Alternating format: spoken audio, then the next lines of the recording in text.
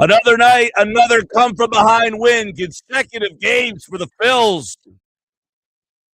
That came down to the final out and the final strike. Entering the ninth inning in both, the Phillies come back-to-back games for the first time. They have won back-to-back games when trailing in the ninth inning since 2013. The Phils with a big home run last night from Derek Hill. Welcome aboard, Derek Hill. What's up, buddy? Sports Bash Live, 97.3 ESPN. A pinch hit, two-run homer in the ninth with the Phillies down. First career home run in the ninth inning or later for Derek Hill. It is his fourth career pinch hit home run. First home run in his Phillies career, and it might be his biggest. And it could be a signature one for him and the team as the Phillies win 5-4 last night. The win for the Phils and the loss by the Braves last night pulls you within 4.5 games of Atlanta. That's our poll question today at Mike Gill Show. Vote, vote, vote, vote, vote. Text 609-403-0973 on the White Horse RV text board. Who wins the division? Go out on a limb. Make a prediction. It's June 25th. June 25th, who wins the division? Phils are 4 back. Braves or Phillies or other. Vote at Mike Gill Show. We'll update throughout the show. You know, the Nationals have 23 blown saves this season. That's 6 more than any other team in the league. It feels like that Phillies team from a couple of years ago who, like, if you just, like, cut their blown saves in half, they're in this race. If the Nationals can get some bullpen help, they could get in this race. Their pitching's not very good. But if you blow 23 save opportunities, just win half of those games, and they're in the race right now. But that's the game last night. It's just, I don't know how you lose back-to-back games. The Nationals got a pinch hit homer from Curtis Weed, of all guys. We talked about him on this show the other day. Curtis Weed, for those of you who are unaware, he was on the Phillies in their system. He was the guy traded for Christopher Sanchez years ago to Tampa Bay, and now he's up and with the Nationals and playing, and he hit the pinch hit homer, and he's had a couple home runs in this series. But what a day, what a night, I should say, for the Phillies to come back and win that game. And look, we talked about this yesterday. As much as Aaron Nola, we predicted, like, oh, wow, what a crystal ball. Phillies Fastball said that Nola would give up a homer. He didn't only give up a homer. He gave up a homer like 5 pitches into the game or whatever it was. Like, the game barely was fresh on your boob tube, and you were like, hey, let's get the old game going here. And Nola gives up a home run to the second battery face. I think it was the second hitter, right? It was Wood, who's the leadoff guy. Garcia hits 2. He hits a homer. And then he gives a homer in the second. But as we've talked about with Nola, he's given you a chance to win these games. And now the Phillies, I think, have won in Aaron Nola's last I got to go back and look at this. We were talking about this yesterday. I think the Phillies have won since the team started. I think they lost 4 of his first 5 games or something to that effect. Since the since the managerial change, I think you can really look at for Aaron Nola here. The team lost 5 of his first 6 starts. You go back to the beginning of the season. They lost 5 of his first 6 starts. Since then, they have won 8 out of 10 of his starts. And last night, listen, he gets 5 innings, he gives up 2 runs. Now, is he great? Of course not. This isn't like, hey, I'm shaking you on your shoulders and saying, come on, dummy, listen to me. This guy's great. But they've won 8 out of 10 starts that Aaron Nola's pitched. His ERA, which started the season in the 6s, he is now kicking that all the way down to 5.5, which is still pretty bad. But, man, Nola kept them in the game last night. He only gave up 3 hits. 2 of them happened to be home runs. He had 5 strikeouts in the game. Give him credit. He grinded out another game. His last couple starts for Nola, 2 runs, 2 runs, 3 runs. He gave up the game where he had 5. 2 runs, 2 runs. That's the stretch that he's on right now, where this team has won when he has pitched. And that is different from when they started the season. Why? When he started the season, 6 runs, 5 runs, and he had a couple games where, look, the game against the White Sox, the Cubs, he only gave up 3 runs in that game, and they lost. He gave up 3 runs against San Francisco. They didn't score. Aaron Nola has been mediocre at best. Now, you factor his contract, and he's horrendous. I mean, we're not arguing that. It's just that when he has pitched, he has given them a chance to win, and they took that chance last night, and they won. So give them credit for that. And Derek Hill, listen, you get a guy who you trade for, and he makes an impact with a hit like that, that brings you in to the family, right? Now he's a part of the team. Did you see the joy he had in running around the bases last night? That was fun to watch. But more fun to watch. Brandon Marsh, 3 hits, second straight 3-hit game, 9th of the season. He had 7 of all last season. And it's like we keep waiting for the other shoe to drop on Brandon Marsh. Is that fair, or are we at the point where we got to stop worrying about Brandon Marsh? And this guy's just a flat-out player now. Stop worrying about Brandon Marsh. He's 3 for 4, hitting 321, 353 on base, the 507 slug. I mean, his numbers right now, you can make a strong argument that he's been, outside of Schwarber, the second best hitter on this team, most consistent. And forget most consistent, he might be the most consistent hitter on the team, even including Schwarber. When you look at batting average and all of it wrapped up, Schwarber is the most consistent power hitter. But, man, where would this team be without Brandon Marsh? And last night, he jumps into the 2-hole, gets on base 3 times last night. That game was interesting last night because you had no Schwarber. He comes into the game late, and he's down to the final strike, and he works a walk. And that's where everything starts happening. Schwarber hits for Sosa. Schwarber down to the final strike. He walks, gets to base, first base. They pinch run Stubbs for Schwarber. All right, so now you're getting into the weeds here. Crawford's up. Nope, they pinch hit Hill for Crawford, and then he hits the home run. So then, now that you take the lead, you got to go back into the field. They don't have anybody to play third base, so Stubbs was playing third base in the 9th inning last night. But thankfully, Johan Duran comes in, and he strikes out the side, so there was no ball put in play. So, because normally, you know what happens. The baseball gods, they find you. The second Stubbs goes in the game, there's a line drive ripped at him, a ball hit to his immediate left, and he's got to go try to make a play. But that didn't happen because Duran was so dominant last night. And by the way, Duran, he comes up and he just strikes out the top of their order. So, fun win last night. Those are 2 fun games back-to-back. Brian and Kate make courthouse. Phils take the division first by All-Star break. If they're in first place by the All-Star break, Brian, that would be something. We talked about it the other day. Can they get to 4.5? Well, they're at 4.5 now. They're at 4.5 now. And we talked about the Braves and their pitching demise. They're out in San Diego. They just got swept by the Padres. The Padres are a team that we just watched here not too long ago, and they can't hit. And the Padres scored 7 runs and 5 runs the last 2 games against Atlanta because their pitching stinks. ESPN.com latest power rankings.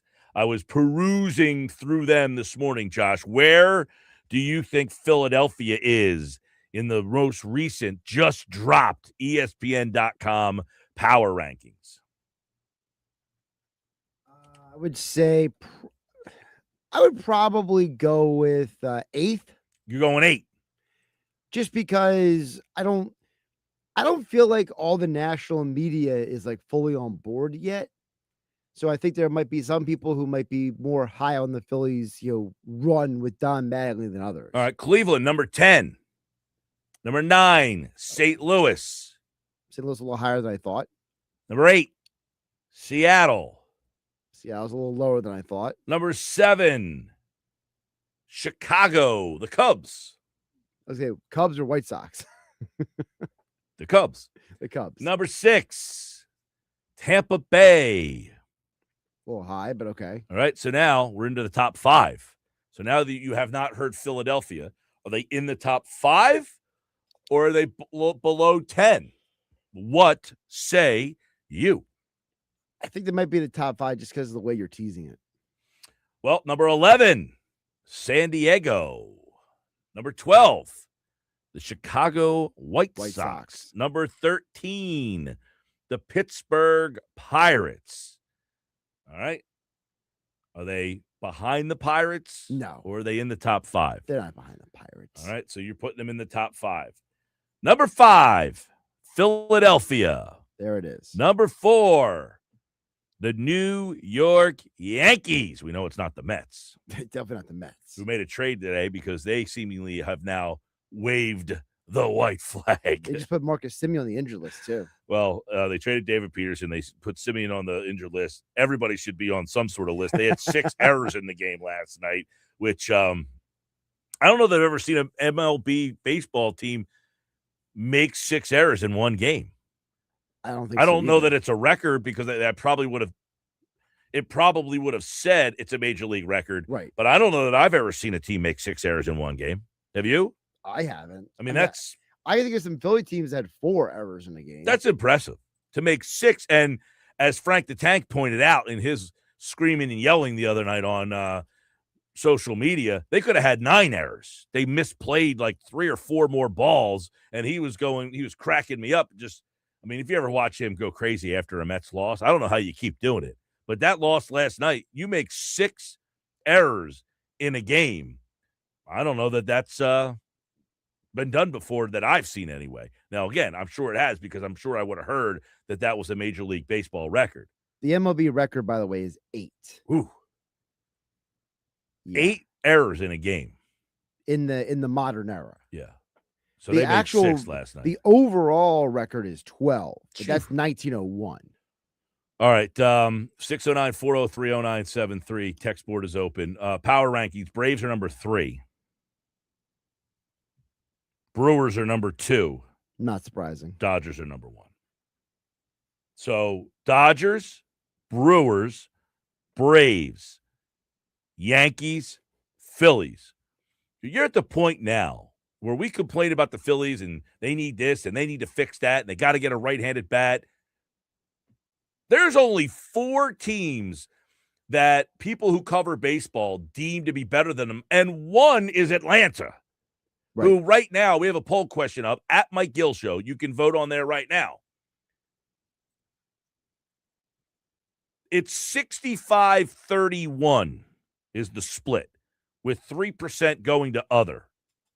65% are going one way. 31% are going the other way. The question is, make a prediction. It's June 25th.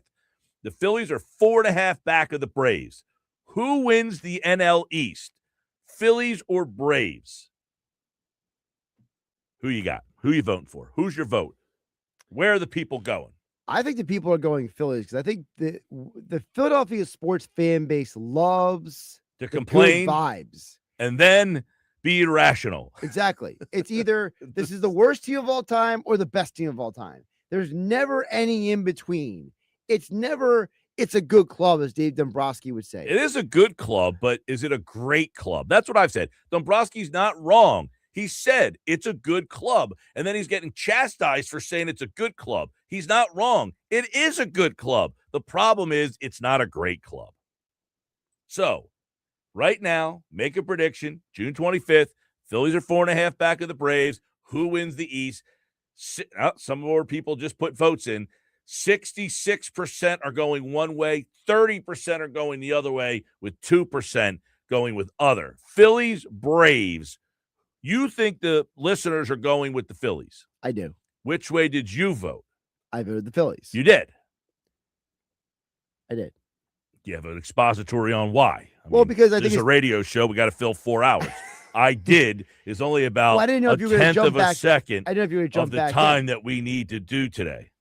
Well, I can give you a ton of reasons. I think one reason is I think the demise of Ronald Acuna is going to hold that team back. I think when Ronald Acuna is at his best, that team is a division-winning team. And the injuries are piling up for him, and I think that is a huge negative for them. The second negative for them is their starting staff is injured. And unless they're getting a guy like Tarek Skubal, which is certainly possible, but unless they get a guy like Skubal, I don't see that their pitching is going to keep up for the rest of the year.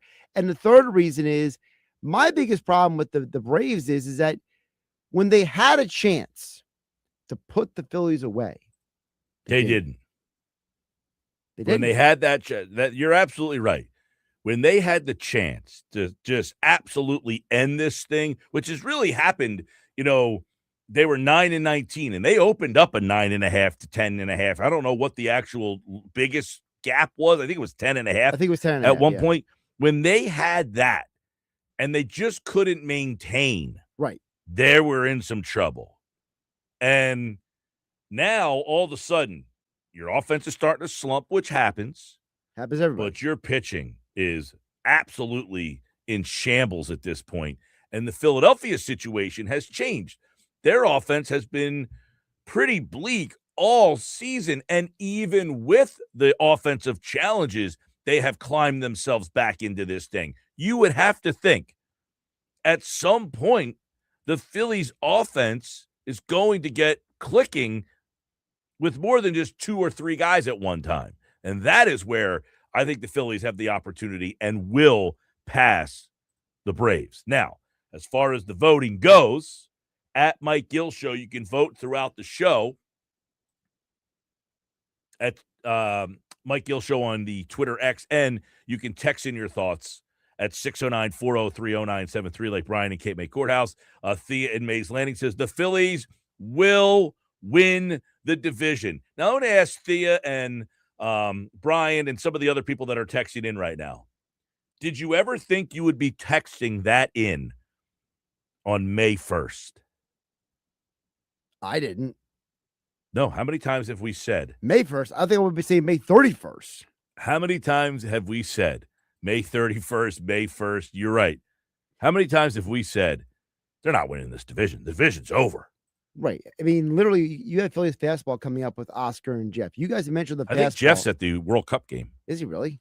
I'm pretty sure he is at the World Cup today. That's wild. Unless he's doing Phillies fastball from Philadelphia Stadium. I don't know that he's going to be a part of the fastball today. Well, my point is that in past editions, you guys have talked about that this is a playoff team, that this team was going to make the postseason. But no one ever talked about it until now about winning the division. No, they haven't. Well, Earnshaw brought it up yesterday. He asked who's going to win the division, and kind of made me think about it. And I talked to, we did fastball yesterday in the 4:00 hour, and I asked both Jeff and Oscar. Oscar said the Phillies. Jeff said Atlanta. Philadelphia right now is the top team in the National League wildcard race. So they have now gone from basically the bottom of that heap all the way back to the top of that heap. So, one of the hard parts they always talk about, oh, man, it's so hard. You got to pass over so many. It's not the games. It's how many teams you have to pass over. Right. They have now passed them all over. They are back to the top of that mountain. The next mountain that they need to climb across is the 4.5 game spread between them and the Braves. Now, again, the caveat is if the Braves are one of those teams that goes out and gets Tarek Skubal or some big name like that, then yes, we might be changing as constructed right now. But as constructed on June 25th. And I don't think these two teams are going to be constructed like this come August 4th. Right. You better hope you're not if you're Philadelphia. They're both teams are making trades, if not multiple trades. Yep. 609-403-0973. 609-403-0973. It's the Sports.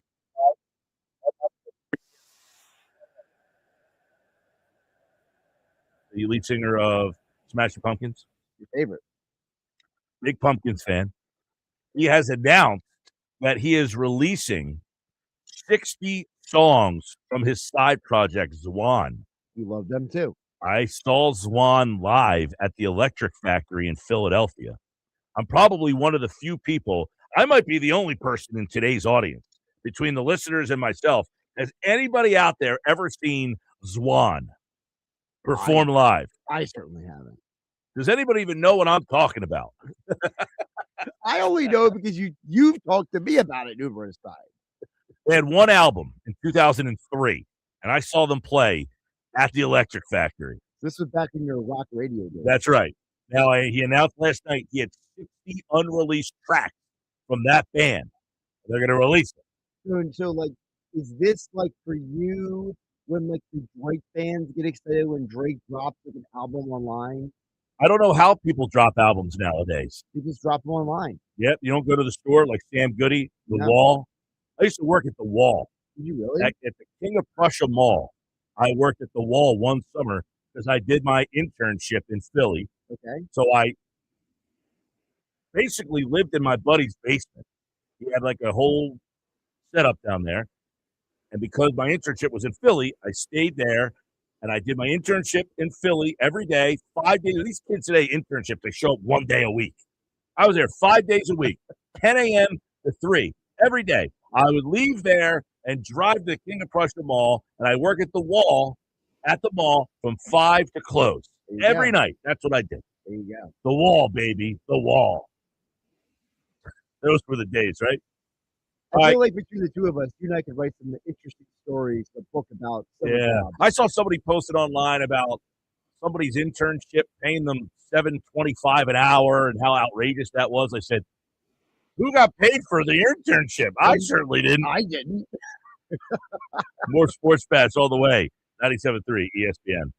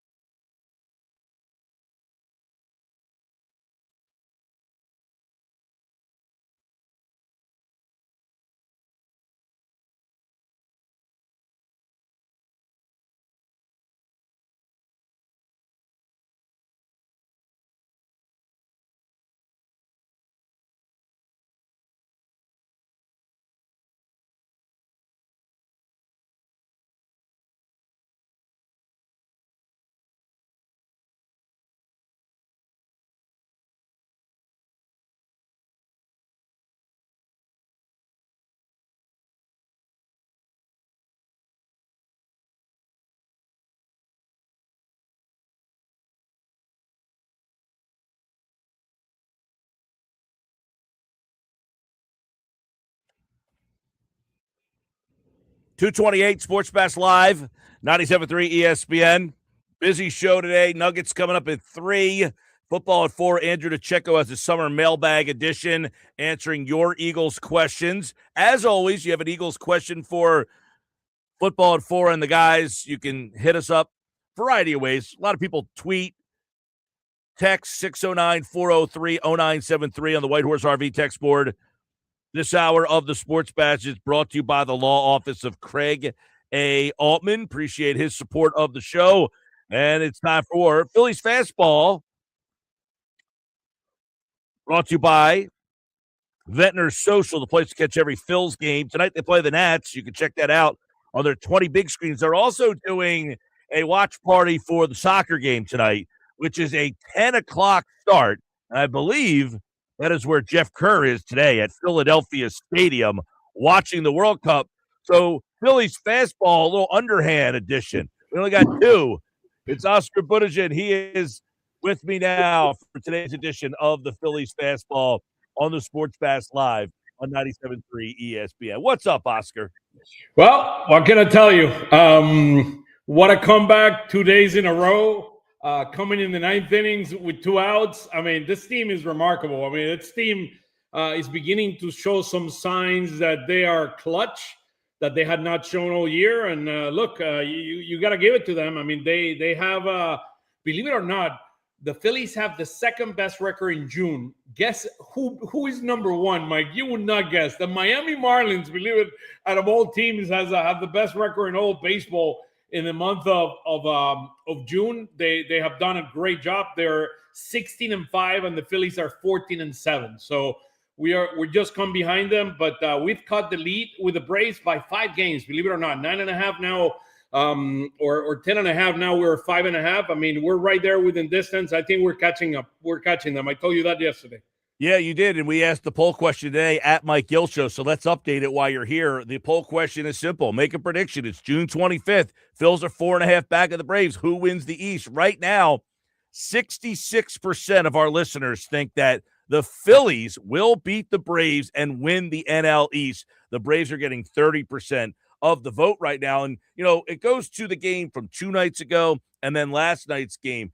And I think what stands out, Oscar, is those games, it wasn't Schwarber and Harper and those guys that help you win. It's Derek Hill coming off the bench last night to get the big hit. You know, the night before, it's Brandon Marsh. Again, it's Bryson Stott. I don't think that, correct me if I'm wrong, Schwarber and Harper, I don't think they have an RBI in this series. They don't. I mean, well, Schwarber got 1 at bat and he got a walk, so he hasn't been. He probably will be back in the lineup. I'm imagining today. But Harper, I mean, he was 0 for 4 yesterday, I think, as well as Alec Bohm. So it's the rest of the lineup. I mean, we're seeing the Ramutos of this world. And March is having an incredible year. Again, 3 for 4 last night, doing his part. And look, everybody's contributing. And if you get Hill to get a pinch hit home run the way he did yesterday, that is special. I mean, he couldn't even believe it. I mean, when he was running the bases, he couldn't believe what had happened. So the joy in his face when he hit that home run was remarkable. But, Oscar, you talked about him yesterday. You know, we talked about the fact that if they can make him, if he's the 4th outfielder or he's the guy that comes off the bench, that's where he has, 4 pinch hit home runs now? So he's a guy that's used to that role. That's the key, is can you get guys that can excel in the role that they're put in? Some of these guys, they're not used to platooning, or they're not used to not getting a lot of playing time, and then you're not maximizing these guys' value. It looks like Hill has found some comfort in this could be my role. Yeah, look, he was brought in for a reason. I mean, he had a big hit last night. He helped us win that game, and look, you got to give it to the guy. I mean, he gives you a win. I mean, that's what they're there for. I'm not expecting too much out of him, but hey, he's had, as you said, 4 pinch hits, home runs. I mean, he might be a specialty, and you need those type of players to be able to win a championship down the road. So hopefully we'll need another bat in the outfield. We know that Dombrowski needs to go get that no matter what. Is the reality of where this team is. And I mean, I was digging on some of the numbers, Mike, and the issue with the Braves is not so much pitching. They're 11th in pitching in the month of June. Is the Braves is their hitting. They're 30th in baseball. They're the last team in baseball in the month of June producing runs, 3.63 runs. So he looks like the April Phillies to me right now. I mean, they're not producing runs, and without Acuna in the lineup, and you mentioned it yesterday, the Olsons of this world and the Albies of this world, they're not hitting like they were hitting in the beginning of the season. They're not producing enough runs. So they're 30th in hitting, and they're 8 and 11 during the month of June. So, hey, good time for the Phillies to catch up, but we're within distance now. I think they're catching them.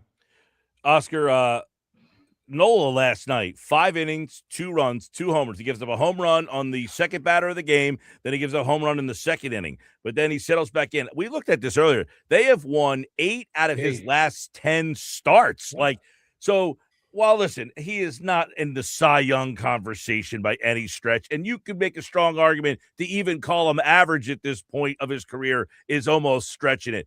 But they've won 8 out of 10 when he has pitched. He has given them a chance to win for the last 2 months now, it almost feels like. Yeah, they started 1-5, and now they 8 out of 10. I mean, you cannot ask for more. An 80% chance of winning.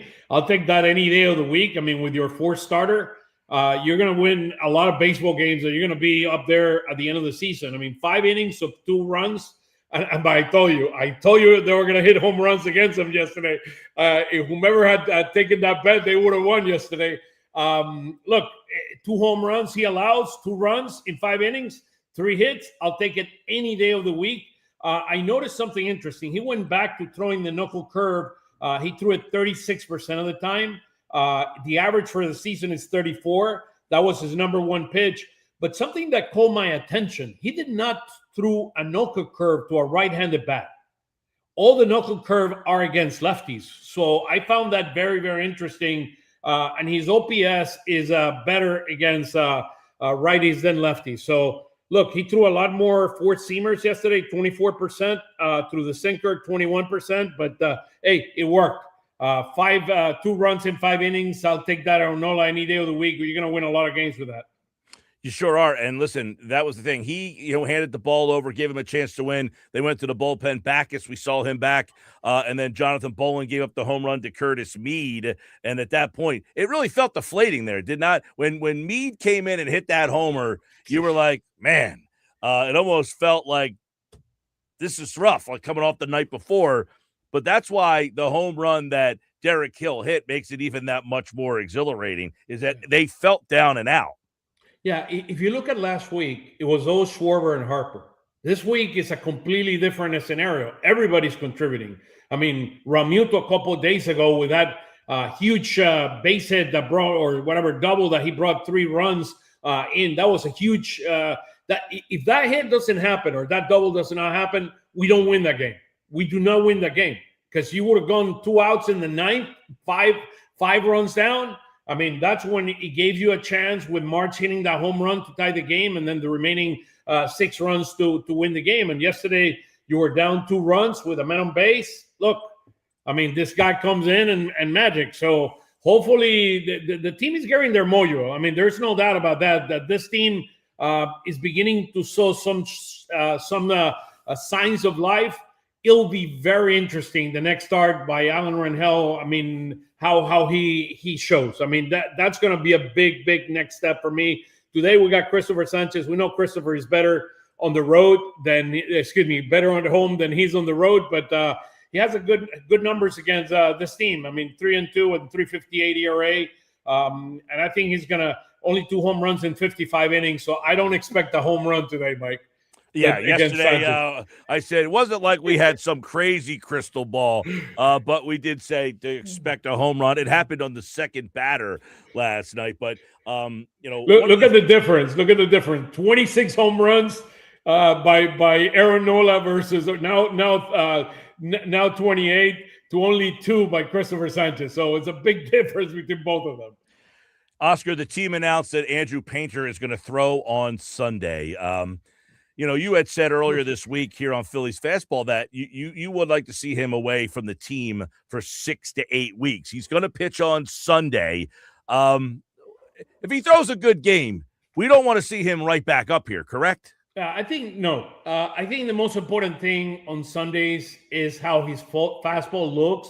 And particularly how many whiffs and how many how does he handle the throwing of his fastball? He needs to throw his fastball needs to be a high rising fastball versus a fastball that doesn't have any movement in the middle of the plate. I mean, that's what you see all the great pitchers. I mean, the high rising fastball by the Wheelers of this world and Nolan Ryans of this world, and by no means I'm saying that he's going to be Nolan Ryan or he's going to be Wheeler, but a version of that, a high rising fastball is a must for him to be effective based on the other pitches that he has. So hopefully he has a good showing and he's able to whiff a number of batters with that fastball.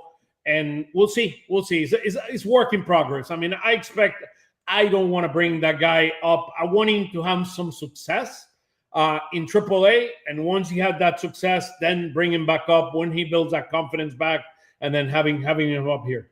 You know, Oscar, that was the 23rd blown save for the Nationals last night. I mean, if that team wins half of those games, they're in the race, right? I mean, so you wonder they're in the race. Where are they going to go? They're only 3 games back. They're only three games back, and then they're in the race for the wild card without a doubt. But they just don't have any pitching. I mean, both. When you look at their relief pitching, is 24th in baseball with a 4.72 ERA. Their starting pitching is 27th in baseball. Their pitching is awfully bad. I mean, that's the bottom line. They believe it or not, they're number 1 in runs scored. They're number 5 in OPS. They're number 6 in home runs. This team, they're number 3 in extra base hits. So they're a good hitting team, but their pitching is absolutely awful. Awful. And they actually mentioned it during the broadcast last night. You know, they said, their bullpen is terrible. 23 blown saves. You were calling games the year when the Phillies, they led the league in blown saves, and it was like, look, if they could just save half of those games, they would have been a playoff team that year. What year was that? Like, what was that, 2021? 2020, 2021. I mean, so, hey, let me put it this way. The difference between having somebody like Durant, and I know he's going to blow a save here and there, it's like night and day. I mean, you can just sit down and relax. Before, we're like on the edge of our seats. What's going to happen? How we're going to give up runs here to lose this game? I mean, it's a huge difference.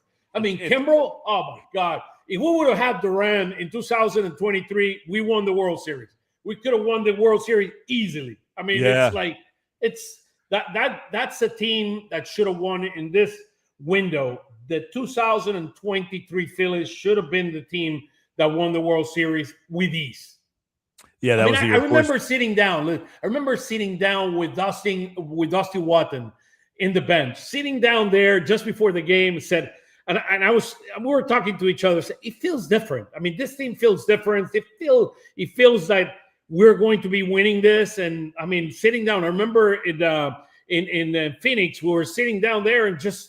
I mean, Arizona, and you're saying, look, we have a tremendous chance. I mean, well, Oscar, those first 2 games, it felt like a high school varsity team facing a JV team. It just looked like Arizona was so in over their head. And then I don't know when it just changed and twisted and turned, but the rest is history, I guess they say, right? The rest is history. And look, I blame it all on not having somebody like Durant. I mean, relying on Kimbrel, that was horrendous. Just bringing those guys at the end of the year, those relievers, is always. I mean, remember the first game of the World Series? I mean, with what was it, Robertson there? I mean, it was like against the Astros. It just doesn't feel. It doesn't feel right. You don't feel comfortable. I mean, you're on the edge of your seat the entire game. And now with Durant, I mean, you got a lead, a 1 or 2 game lead in the ninth, but you feel that 90%, 95% of the time you're going to win those games. Well, I'll tell you what, it was fun the last couple of nights to see these back-to-backs. We actually did say yesterday during Phillies Fastball, we're like, with this lineup and Aaron Nola, didn't feel like a night you're going to win a game, and you found a way to win a game. So give Nola credit for keeping them in the game, and then the big hit for Hill. And then today, now you have Christopher Sanchez. You have a chance to win this series 3-1. Yeah, Cavalli has very good numbers against the Phillies. He's 1-0 with 3 starts against the Phillies with a 1.89 ERA. We have not had a good. I mean, we have not got a good showing against him. 19 innings, we only have 4 runs. He struck out in 19 innings, 24 fills. So let's look carefully at the strikeouts today and see if we can just pull one for the team. So All right. Well, today's Phillies fastball. The Phillies take on the Nationals. When the lineup drops, we'll have it for you here. It's Christopher Sanchez, 1.80 ERA. He is, obviously the third best ERA in all of baseball. Only Jacob Mizorowski and Cam Schlitter have better ERAs than him. His 121 strikeouts, they are second best in the majors. So Sanchez tonight against a good Nationals offense. We'll talk more about it tomorrow right here on Phillies fastball. I guess Jeff. Who do you know who's Jeff playing today? Oh yeah, he's playing. I mean, he went to Curacao against Coast of Ivory there. I mean, and if you don't mind saying, Foley, the Philly sports store is open Thursday through Sunday. You can go into FoleyOnSouth.com and you can go buy all the merchandise. If you spend $75, your shipping is free. So Foley, go to Foley's Sports, the Philly Sports Shop on 22nd and South Street, Mike, and I look forward to see you tomorrow.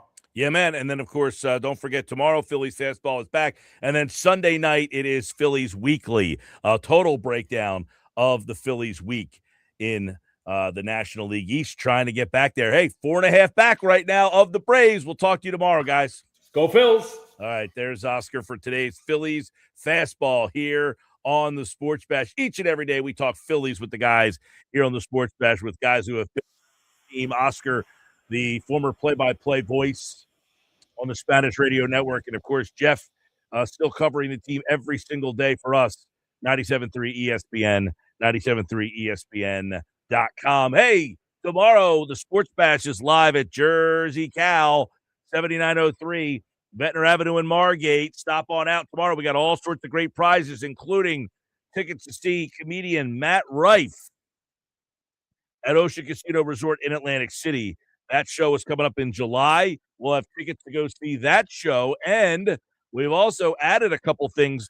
Tomorrow, they're going to have drawings from noon to 6 all day long with all sorts of prizes, plus a $250 Jersey Cal gift card that you can win. We'll be there tomorrow from 2 to 6 at the new Jersey Cal for their grand opening to stop out and see the Sports Cast live on 97.3 ESPN.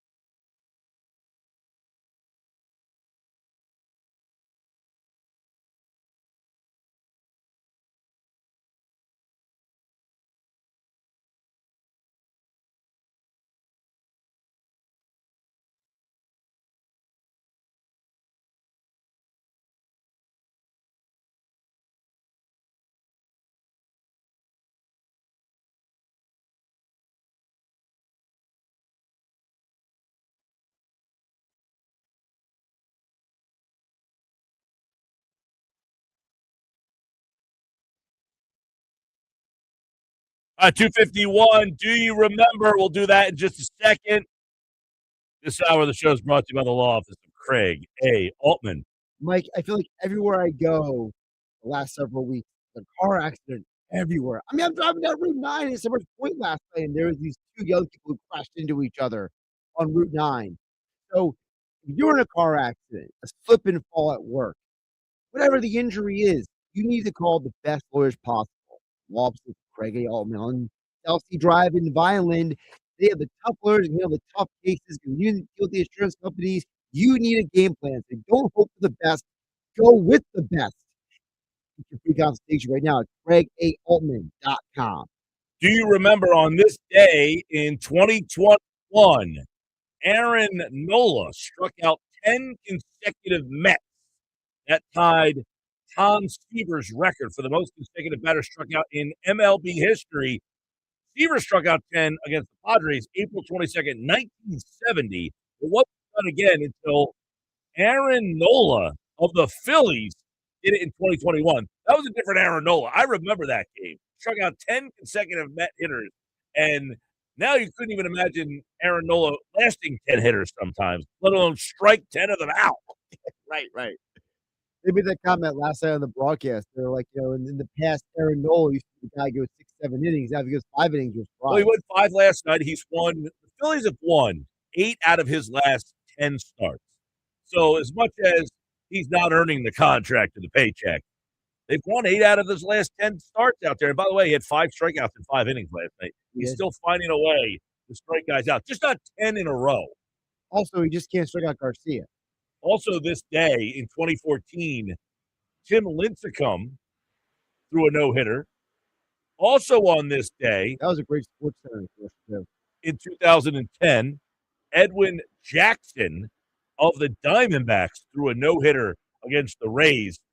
In that game, he threw 149 pitches, and I'm sure it wasn't heard from ever again. I'm trying to remember. I feel like he played for like a ton of teams. He played for the Cardinals and the Tigers. I feel like he pitched like everywhere.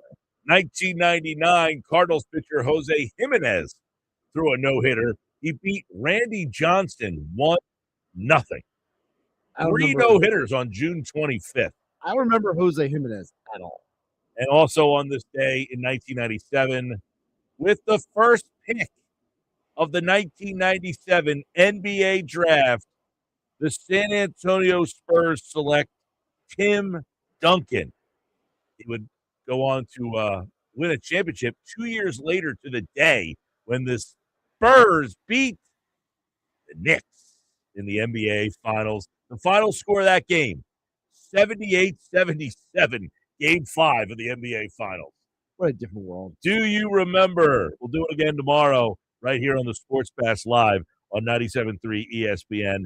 And this hour of the show brought to you by the law office of Craig A. Altman. When we come back, it is the Nuggets. Nick Earnshaw is here with today's edition of Nick's Nuggets on the Sports Pass. Don't go away for that. Plus, Daryl Morey, did he actually help the Sixers out in this draft? We'll discuss at 3:30. Keith Smith will join us to talk a little bit about the draft and what's next for free agency. And our buddy Kevin Cooney's back with his Cooney Report at 5 o'clock tonight, taking a look at the Phils and all things happening locally here with the Philly sports teams. Don't go away. More Sports Bash on the way.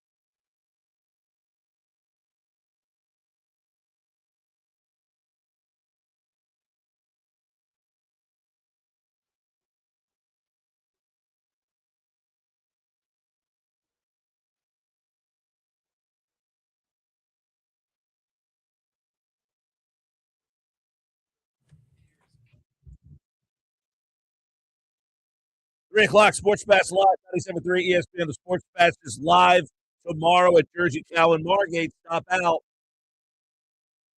Great day. We'll have tickets to go see comedian Matt Rife as well. World Cup 2026 Soccer Fest is here today through the weekend in Camden at the waterfront. They got a big day today. The weather's unbelievable to go out there. Shop local at the Main Camden Village. Check out the International Food Market.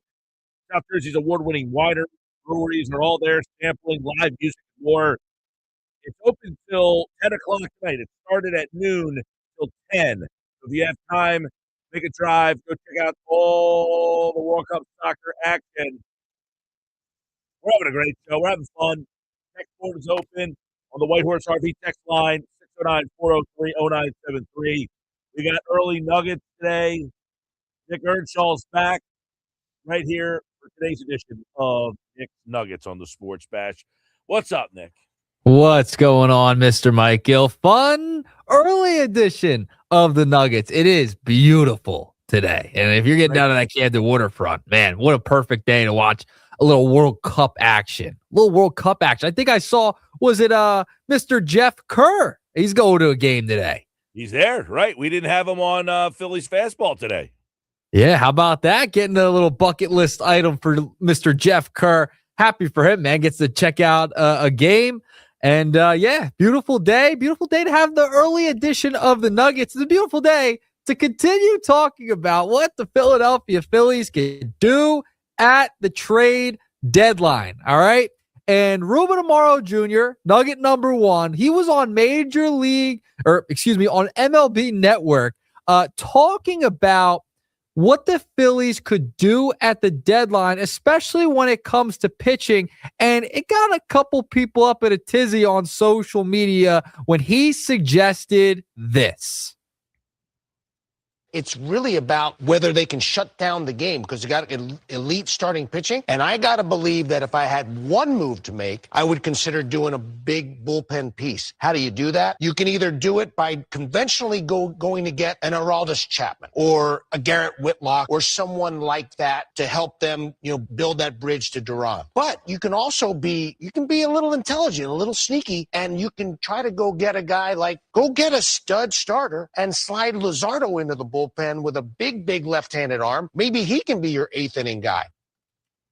There you go. Now, the reason people are upset at this scenario is because Luzardo is being paid $135 million, signed the extension with the Philadelphia Phillies, and people don't believe he should be subjected to the bullpen because of the money you're paying him.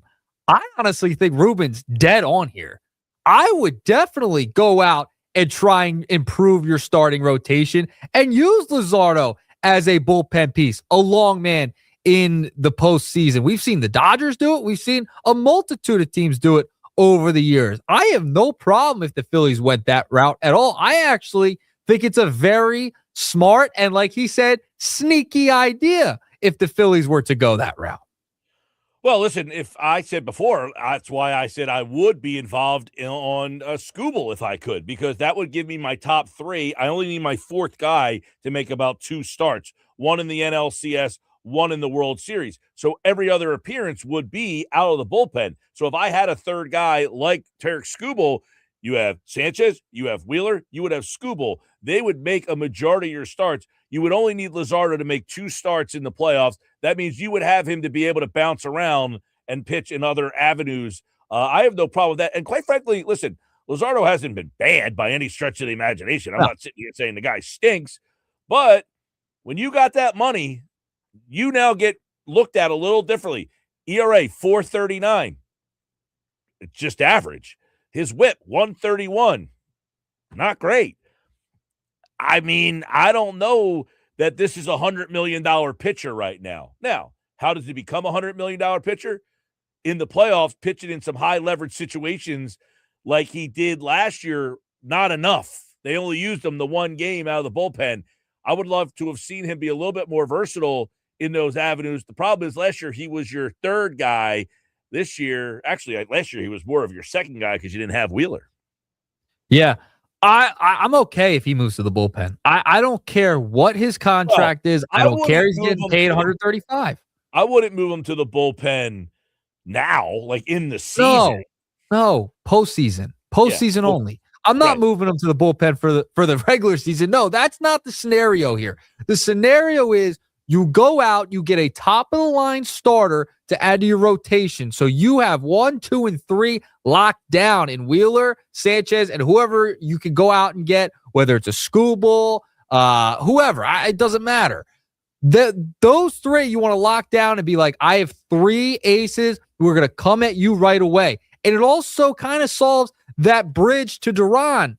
Amaro was kind of talking about that too. They've had trouble getting the ball to Duran this year. Alvarado struggled. All the free agent signings they've had this year have struggled a little bit getting that ball to Duran. So if you have Luzardo, who can get you 2, 3 innings in a playoff series as that long man, and that guy can come in and get some outs for you, and he did, it's very small sample size, but did a decent job. I wish we would see more of it. I don't care how much he's getting paid.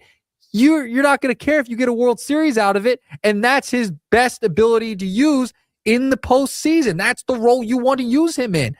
Teams do this all the time. The good teams, they do it all the time. The Dodgers, you saw guys coming out of the bullpen left and right, starting pitchers do that last year, and when they've won a couple of World Series with. So I'm cool with Luzardo going to the bullpen in the postseason. If you're able to get another top-of-the-line rotation type of starter, that'll help you out. It's not going to hurt you, and that'll solve a bullpen issue, which is another part of the reason why you have not made it out of the first round in a couple of years. I don't know why anybody would have a problem with this. It doesn't make any sense to me. It doesn't either. It doesn't to me either. It's because people see the contract of $135 million that he is getting paid, and he signed his extension as a starter. But sometimes you need him to pitch a couple of innings out of the bullpen in the postseason to help you. Your staff gets shortened anyway. So I don't know what the big deal is. I could care less. He could be getting 400, 500, Ohtani money, deferred money. I don't care. Put him in the bullpen if you can get a Tarek Skubal or Sandy Alcantara into this rotation. I don't care. No, I don't think I don't know if people really understood what he was saying, if they're complaining about it. At this instance, if you added another starter, I think one of the problems is people are saying you don't need starting pitching, you need to get offense. And that's part of it too.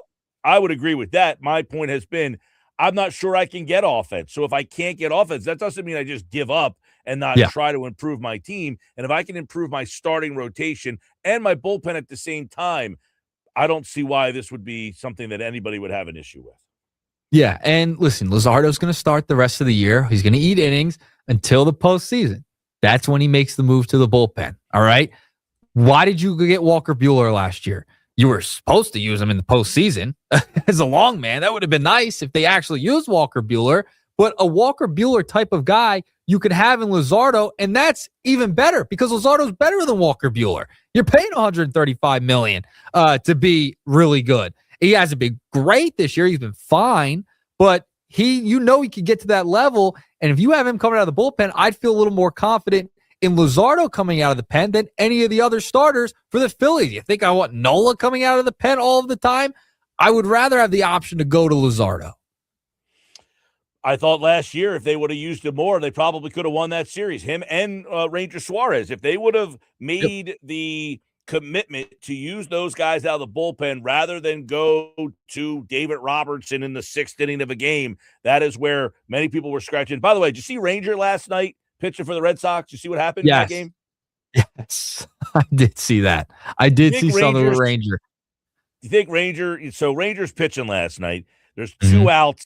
There's a ground ball with a runner on first, and the Red Sox go and turn a double play. And Ranger's like, dude, what are you guys doing? Like, do you not know how many outs there are? Like, the frustration of Ranger pitching in all these big games in front of the crowds here. And he's like, my team stinks. They don't know how many outs there are. Can I please get out of here?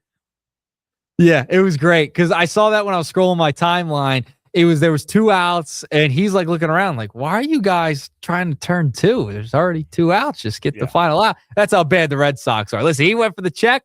Good for him. But I'm glad you brought up Ranger because you don't have Ranger Suarez anymore. Remember that. He was a perfect guy for this type of scenario. He was also a really good postseason pitcher for you for years. So that's another thing to think about when heading into this deadline. You don't have Ranger anymore.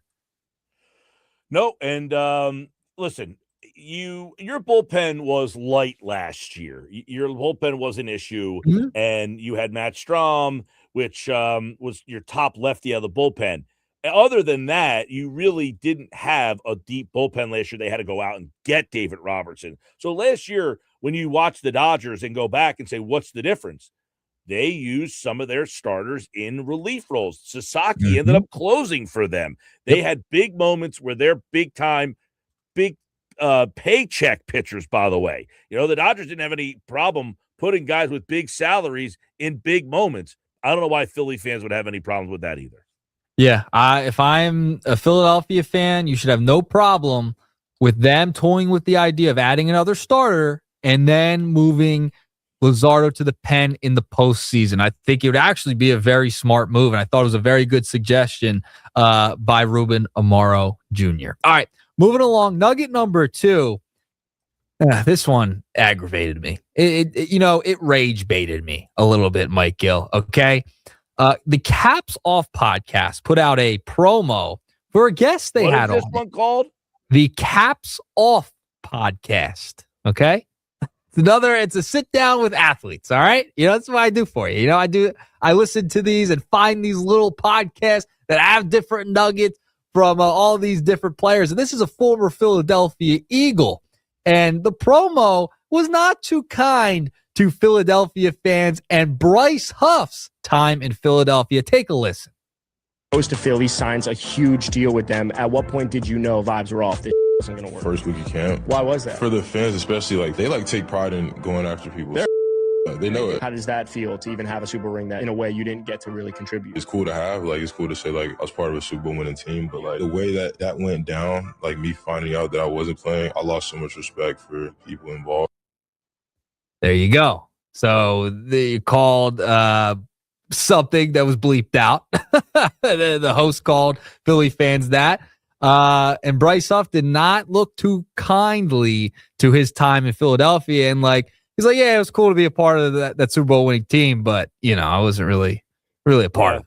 All around bad job by Bryce Huff. I mean, listen, when they signed Bryce Huff, I was the first one that said this signing is not going to work out. I did not like the signing. I did not like the fit. I did not like the player. I just thought that they overpaid. And for whatever reason, Howie Roseman got one wrong and thought this one guy was going to be the right fit here. I never saw it. I just did not like Bryce Huff's fit. And he felt the vibes right off the bat. As soon as I got here, I knew it was wrong. And I think a lot of fans saw what I saw. This guy is not the right fit for this team. Maybe a lot of Sports Bash listeners were at training camp and told this guy, hey, the guy on the radio thinks you aren't any good, and he's probably right. And therefore, I'm going to take his side. And this poor guy, he felt it right from the get-go. He said, that is a tough spot to be in, too, where you're on a team, you win the Super Bowl. He says he's a Super Bowl champion, but he didn't make any contribution the whole season long. Now, if he's saying, I don't like the way it all went down, I don't know what happened. Did they tell him he was going to play or dress or whatever and then lie to him? I have no idea. But guess what? Bryce Huff's retired. He's already out of the game, and it's because he don't love football. So guess what, Bryce Huff? You were a loser when you got here, and that hasn't changed, it sounds like. So good riddance. Well, he also went on to this podcast, and he talked about Vic Fangio as well. And if you remember that year, Vic Fangio came out and criticized him a little bit. He talked about early on in training camp, in that clip as well, that they were doing things that he was not used to and really wasn't on board with. And it seemed like, because he said, quote, the fans ate it up when Vic Fangio criticized him.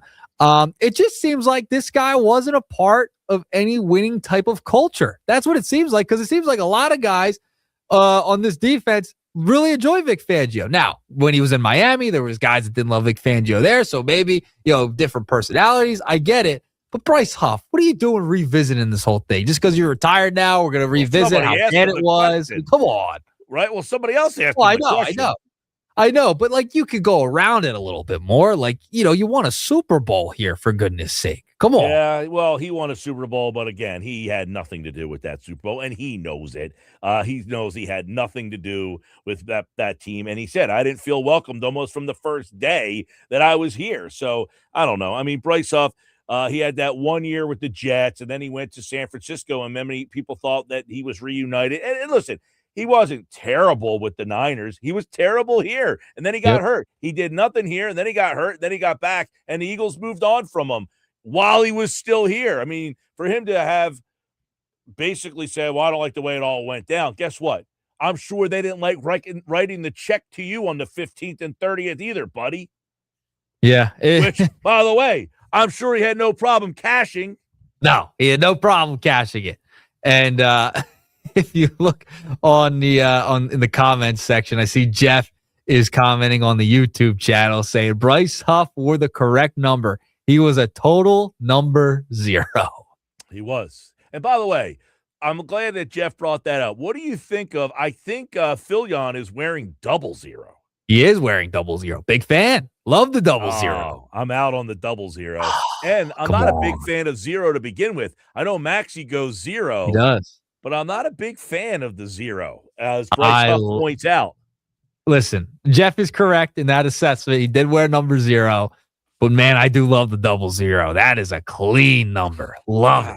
Nah, Spencer Hall's 00. Spencer Hall's. There's some bad 00s in the history of the Sixers. I don't know. By the way, I don't know if I need a 0 and a 00 on my roster. I think that, you know what? It's probably not the best look to have a 00 and a 0. And you got a 77. Yeah. I love it. I love the obscure number of 77 for Edgecombe. I hope he never goes to 7 because I know Kyle Lowry was keeping that number on the bench as a coach this year. Well, yeah, I saw the 00 and I'm thinking, kind of weak sauce. Don't love that start. Although I listened to Phillion today during his press conference. Just seems like a really humble, good kid. Yeah. I think it's a solid choice. I think he can be a nice player, a nice depth piece on this team. And if you get more out of him, fantastic. I don't think he's going to be bad, but they do have a lot of small guards. That's all. So by the way, I don't know if you saw this. Oscar and I were talking about, how their bullpen, if in 2023 they had a guy like Duran, they probably would have won the World Series that year. Yeah. They had Craig Kimbrell. Do you know Craig Kimbrell today comes in the game? And now on this day, we just did this last hour, 3 no-hitters have been thrown on this day in history. Well, the Rays had a no-hitter with 1 out in the 9th. Kimbrell was in the game and gave up a big fly home run. The no-hitter. They were up 13-0.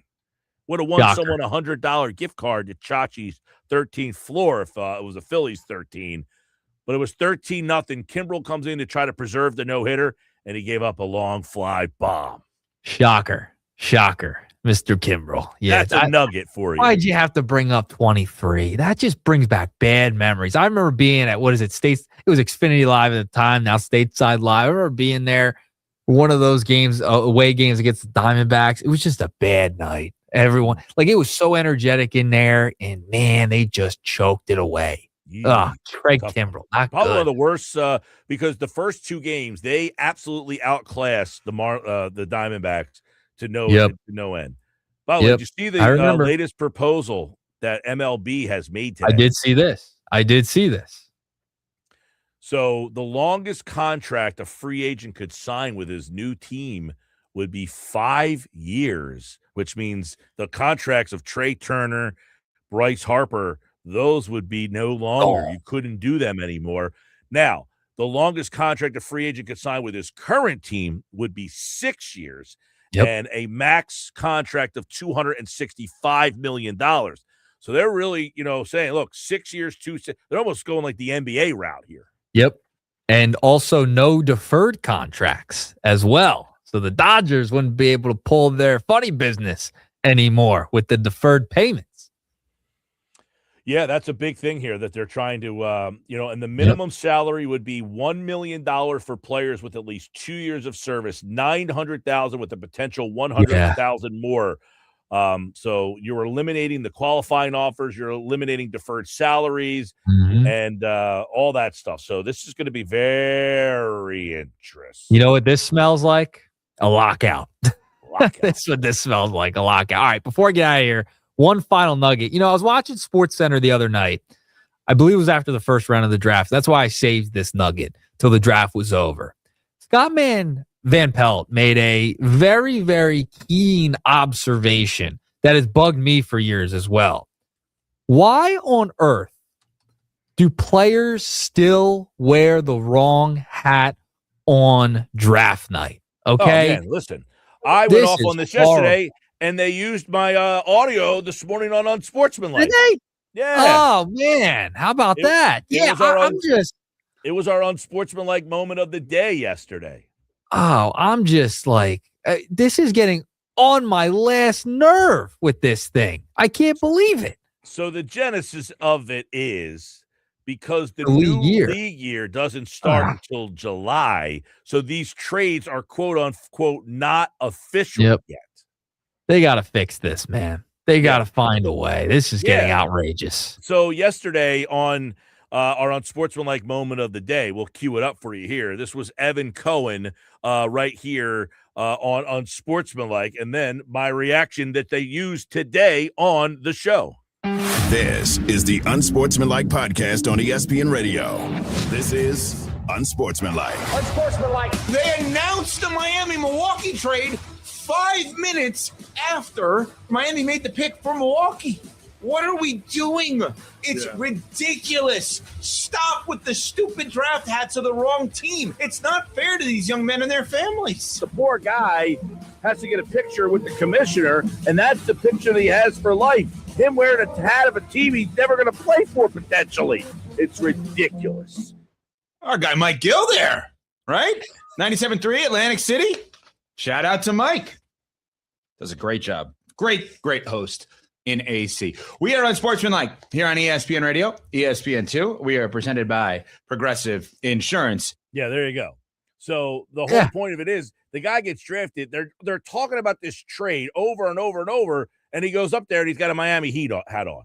Yeah, and I'm sure people who are, maybe just tuning in the draft, or casual fans just want to tune in, see what's going on, are probably lost when you're wearing a different team. Wait, this team just traded for this pick and they're going to wear the wrong hat. It's crazy. Like that's the hat you're going to hang in your man cave. Like you're going to put that picture and that hat in your man cave now. Come on. I don't know how the commissioner can't be like, listen, we've got to do something about this. Now, I don't know, because the big difference there is the draft in the NBA is before free agency, unlike NFL, where free agency comes first. So the league year starts already when they get to the draft. You would have to literally flip those two things. And I don't know why they've never considered that. Start free agency first and then the draft. Because quite frankly, I do think that you figure the NBA Finals, if it goes 7 games, the NBA Finals would end on a Sunday, and then the draft is like the next week on a Tuesday. You could move the draft after free agency so that this would be avoided. Absolutely. This is not a difficult fix for the NBA, and this has been going on even before I was born. This has been going on. Well, that's the thing. It's been going on like this for so long. Jeez. I'm imagining the teams like having the draft first, and then once they know who they're getting in the draft, now they target their free agents in that capacity. They could find a way around this. They definitely could. Figure it out. Well, and then it didn't help that the guy is getting interviewed, and the person says to him, well, who were you talking to on the phone? He's got a Miami Heat hat on. He says, I was talking to the Milwaukee staff. Yeah, I'm wearing a Miami Heat hat, but I'm actually talking to the team I'm actually going to play for because the pick was traded. It's just crazy. Yeah. Crazy. All right, there you go. 3-pack of nuggets. A little early edition today. Yeah, a little early nugs. Now, tomorrow, no nuggets. We're going to have nuggets on the show, but no nuggets live at Jersey Cow. No live nuggets at Jersey Cow tomorrow. I mean, how do you miss that day? I know. Last time you Good. missed the anniversary party that they have. It was unbelievable. Can you get me a bucket of ice cream? Can you save me one? Dude, Is that possible? PG's bringing a freezer bag with him. Oh, God. He better save some for me, you know? Well, you better tell him. 2 years in a row. Dude, last year when we Cheap did the seat. show from there, they brought out so many samples, we couldn't keep up with them. I mean, every break, they were bringing us another, like a flight of ice cream. A flight of ice cream every break. It was getting ridiculous. I'm very jealous. I am very jealous that you guys are going to have a lot of free ice cream tomorrow. Bossy Gina, who doesn't want to do anything. I mean, doesn't want to work at all. She volunteered to work tomorrow. Wow. She the whole was crew. She was saying, can I work tomorrow? I said, you don't ever want to work. You want to work now? Well, we're going to Jersey Cal. Yeah, Jersey Cal, it brings everybody out, but me, and I'm very disappointed. I'm very disappointed I have a conflict tomorrow. It's killing me. Well, we'll see you soon. All right, I'll talk to you guys. All right, there you go. There is our Nuggets today on the Sports Bash Live, 97.3 ESPN, the 97.3 ESPN free mobile app. Jersey Cal tomorrow. Yes, at the brand new Jersey Cal location in Margate. 7903 Ventnor Avenue. It's their grand opening. We'll have tickets to go see Matt Rife at Ocean Casino Resort in Atlantic City. Coming up, did Daryl Morey actually help the Sixers? That's coming up next on the Sports Pass Live on 97.3 ESPN. Hey, let me tell you about my friend Rocco over at Key Acura of Atlantic City. It's now or never. You can get a new Acura this month out through June 30th. They'll take care of your first lease payment on either a 2026 Integra up to $450 or a 2026 MDX up to $1,000. Yep, a complimentary first month lease payment on either vehicle from Key Acura, Tilt Road EAC, or visit KeyAcuraAtlanticCity.com. Key Acura the small but friendly dealer. See dealer for details.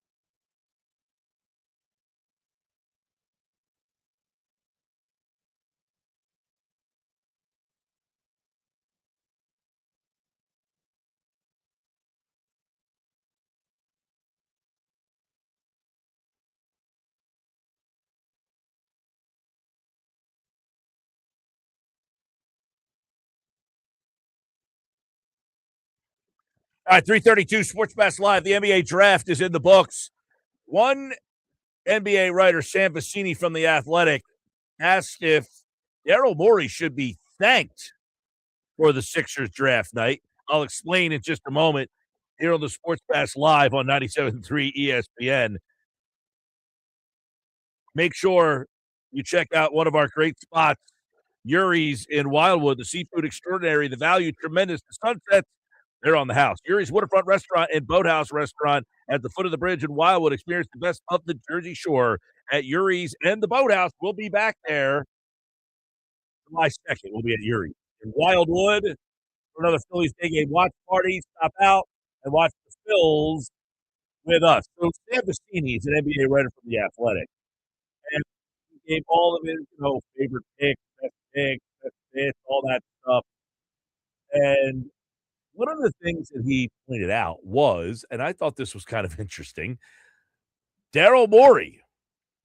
He says, quote, relitigating Morey's decision to trade Jared McCain to the Thunder is probably a fool's errand, but I'd be remiss not to say this deal looks pretty good now that there's a player attached to the pick acquired from Oklahoma City.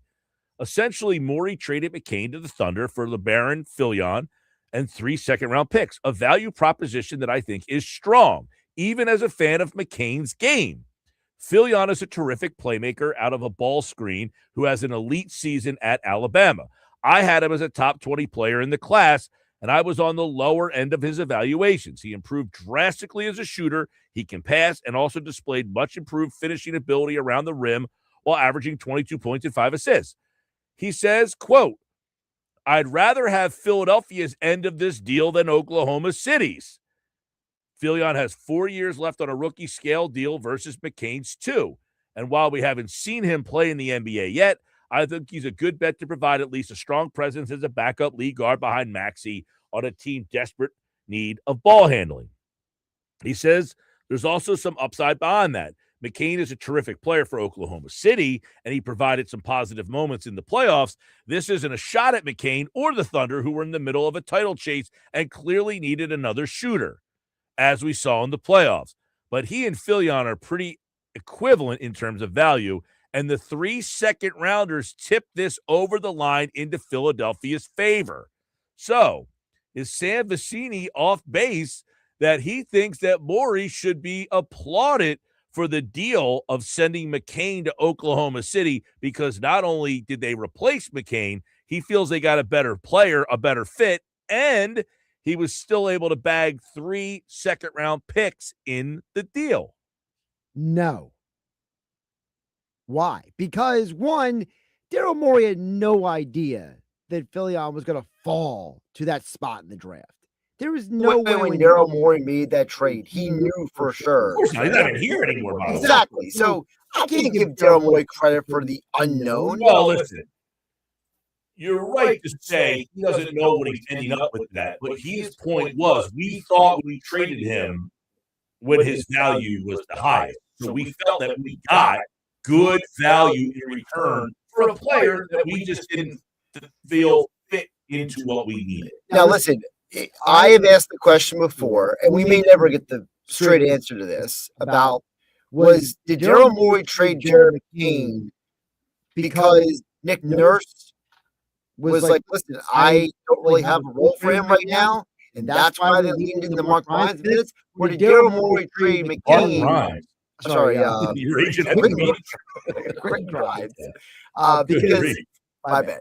Quentin Grimes could probably shoot better than Quentin. Maybe. My point is that did they trade McCain because the coach said, I'm going to play Grimes instead of McCain? Or did Daryl Morey trade McCain just because of the first round? Well, I don't think that we can get a straight answer. I've always said I think they were basically told you need to get under the tax. And we also want to try to be competitive at the same time. And his answer is, okay, the only guy I can trade to try to get something back in return is McCain.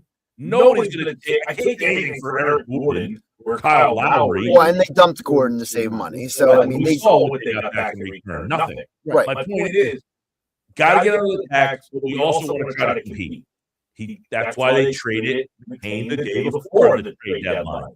So then he had 24 hours to use the first-round pick to try to use to get a player back to help them. When that player was not there, they just said, fine, we got a first-round pick and 3 seconds. But then under the premise that you just gave, Daryl Moore doesn't deserve credit. Ownership deserves credit. Because if the ownership went to Moore and said, you got to get under the salary cap. Well, ownership doesn't make or find the deal. They give you, hey, listen, this is your task. Now you need to go complete it. Well, according to your line of thinking here, then it's not Morey, it's, I guess, what, Bob Myers? I don't think Bob Myers was really involved at that time. Okay, well, whoever it was that went to Daryl Morey says, you got to make something a happen. collaboration. Listen, we need to get under the tax, but we also think that we have a good team here. So if you can get something back in return, like, you go do what you have to do. That's your orders. Right. I don't care how you do it. Get us under the tax. Okay, well, you want me to get you under the tax. I have one option here. I can get rid of McCain because you also want me to not throw the season away, right? Wasn't that what Joel Embiid said? Yeah. We would try to deduct the tax. So he's saying, okay, I don't know what you want me to do. I only have one guy I can trade. We've gone over the problems that they had. Correct. They only had one guy to trade. McCain. Now, Right. we could have tried to trade Oubre. We could have tried to trade Drummond. I don't know that those guys had much value. The other side of it is you just mentioned about the fact that Morey got the pick more than 24 hours ahead of the deadline with the idea of trading it. Trying to trade the pick. So if Morey traded McCain with the idea of trying to use that pick to improve the team, that's another reason why you can't give Morey credit for the Philly Oh, on that's pick. half a dozen one or the other. You don't know, like, if he would have traded the pick and got a player back that would have helped you beat the Knicks. Or maybe it wouldn't have. But we don't know the answer. You can only go off of what the final, it's like the Michael Carter-Williams trade. When they traded him and got a first-round pick, it didn't convey for like 2 years. Right. And you were like, we don't know if you won this trade or not because it hasn't been completed. This trade, by the way, isn't completed because they still had 3 more players that they can add. Look, listen, this is coming from someone who was not a fan of trading McCain, and I thought it was a horrendous deal. But laying it out the way that he does, I do like Philly on. And the fact that they have 3 more picks that are still coming their way, I think that is something that potentially could make this look even better. This feels like a reach by Sam DiCecco. I mean, come on, man. You're trying to do string. This is like the episode of It's Always Sunny in Philadelphia when Charlie's got the string board. It's over the conspiracy theories. Like, come on, there's too much. Well, which player do you like right now? Do you think McCain's a better fit or Phillion's a better fit? I think Phillion's a better fit, but not for that reason. I think he's a better fit because he's on a rookie deal longer. I think what you did was you got a player who could be a Jason Terry type guy coming off the bench, who's going to be on his rookie deal for the next few years, and it's not going to cost you because McCain would have cost you in the long term. Okay, but as a player, do you like McCain's game better or do you like Phillion's game better? I feel like it's half a dozen one or the other. I feel like both guys could have worked on this team. Listen, I like what McCain brought as a shooter. Defensively, he was not good. No, he wasn't. And Phillion's a much better defensive I player. liked McCain as a crafty player. I thought he found unique ways to score. He could dribble deep into the lane and then kind of fall away. There's no indictment on McCain from me. I like McCain and would have certainly been happy if he was still here. But to me, you didn't get a player that you're like, that was a terrible decision. I'm legitimately excited about what this player can bring. And I like what DiCecco's point is. You also have 3 second-round picks still to come. The Oklahoma City, they're what they got in this deal, David McCain, it's over with. They get nothing more from this deal. Philadelphia got a player and now gets 3 more players. I feel like we're trying to do a little bit of political spin here from Sam DiCecco because it's like, okay, you have these 3 draft picks that might turn into something. Well, that's the point, though, is that right now, only one part of the deal has been, and now it looks like a fair swap. You got this player, they got McCain. They're done. They get nothing else. You now added 3 more players that you can get. which could even make the deal more tip. Now, if you think it's an even swap right now, okay, you didn't lose anything. You got to crack it 3 more players. I still feel like giving Daryl Morey What if one of credit. these 3 players turn into a starting player? Great, but I'm still not giving Daryl Morey that much credit for it because he didn't draft it. Well, he didn't draft it, but this is like goes back to Hinkie got all the assets for Colangelo, but you have no problem ripping Colangelo for screwing up the you just pick. made my point for me. No, I did not. Because the point I just made Hinkie would not have made the Markelle Fultz Yeah, deal. but the point is, I don't know that Morey's going to draft Philly on. Yeah, but the point is, if Colangelo would have hit a home run on those picks, you would have said, well, Hinkie gave you all these picks. No, I would have said Colangelo deserves credit. Well, the guy who makes the pick would deserve the credit, but he wouldn't have had the picks without getting them from who? Oh, now we're splitting hairs here because somebody the pick has to originate from somewhere. If they didn't have the pick, you can't make the pick. So somebody has to give you the opportunity to make the pick. That guy has to be given some sort of credit to say, hey, listen, I didn't have these 3 picks. Now I do. Because one of the problems this team currently has is they don't have any second-round picks this year. Now they have 3 coming up in the future. So you can't just poo-poo the fact that somebody happened to get those because he's not here anymore. I feel like we're picking and choosing who we want to give credit to then. It's a collaborative effort, I think. Listen, the fact is, as DiCecco points out, we all, myself included, hammered him for the trade. Thought it was terrible in the moment because it was a player that could have helped your team. Now, let's be honest. If Jared McCain's here, are they beating the Knicks? No. No, they are not. So his big picture look at this is, listen, I know I'm going to get hammered on the surface. But now you have the next guy. I'm not here anymore. But now I think I left the team with, you get this pick at 22 to try to find someone to help your team out.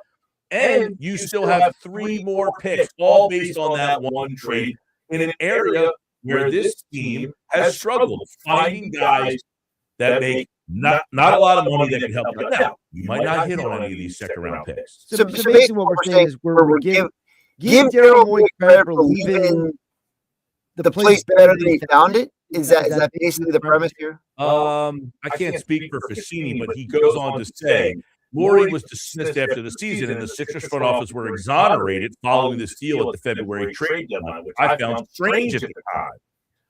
I'm not saying that this will turn into a coup or anything like that for the Sixers, but both players are talented. I think the public displeasure said Morey's way looks off target now that the main part of the deal has been completed. Phillies parted way with Morey after the team's second-round playoff loss. He's essentially saying the deal that he made got you a player that might be better than you gave up, might not be, but it looks like a pretty fair deal right now. Plus, you have 3 picks still to come. So, in hindsight, at the time, you're like, that trade looks terrible. You traded McCain. You needed a guard. You don't have a guard. You had to go get campaign to help the team out. And then you didn't use him in the post. He got hurt.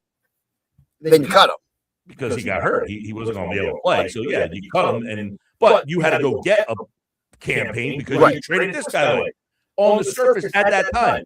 But now that we have more information, it's like, hey, you know what? I like Philly. I think he's a pretty good fit for this team. They need a ball handler. They need a guy that can take the minutes away from Maxey. And I still have 3 picks still to come. Okay, I don't think that's all that terrible. I feel like this is like a retelling of history. I mean, I think you need to separate what Morey did from what Gansey is doing now. I think there needs to be a separation here. There is a separation. Morey gave Gansey the opportunity to now succeed. What he does with those picks is out of Morey's hand, but he doesn't have those picks unless Morey gives them to him. And the Vecini why can't both guys, like we're always in the situation where we're only picking one guy can be the victor. Why can't both things be true? Hey, this guy made a trade. Participation awards now? It's not a participation award. This guy made a trade that got hammered at the time, by myself included. Hated the trade. Now that I have more information, I look back and say, hey, you know what? It's actually not that bad. I got a player that I like, and I still have 3 second-round picks, something that I think this team severely needs. They have done a good job, by the way, finding talent in the second round, guys that can help them out. And you're thinking to yourself, how can they find more guys in the second round? They don't have any second round picks. Now they have 3 extra picks. And look, there's been some second round picks that have turned out to be pretty good. There was a guy named Brunson that was pretty good. There's a guy named I can't think of him. Jokic, he's pretty good. You know, if your guy turns out to be a pretty damn good player because you got 3 extra cracks at taking guys, I don't think that's a bad thing. Do you? Again, I feel like we're trying to posthumously give more credit for something. That's how things work out sometimes. That's why that happens. People pass away, and then you give them credit after the fact that they have died. You have to look back and say, you know what? Didn't realize it at the time. Hey, congratulations. We're going to put you in the Hall of Fame after you pass away. Sports Fast Live, 97.3 ESPN, the 97.3 ESPN free mobile app. We got so much more to go, including on the other side. We've got football at 4 coming on with Andrew DiCecco. It's a mailbag edition. That's also going to come right here on Sports Bash, live on 97.3 ESPN. You're listening to the Sports Bash with Mike Gill. Never thought this radio stuff would catch on so big. What is that going? 97.3 ESPN. I don't know. When it comes to game.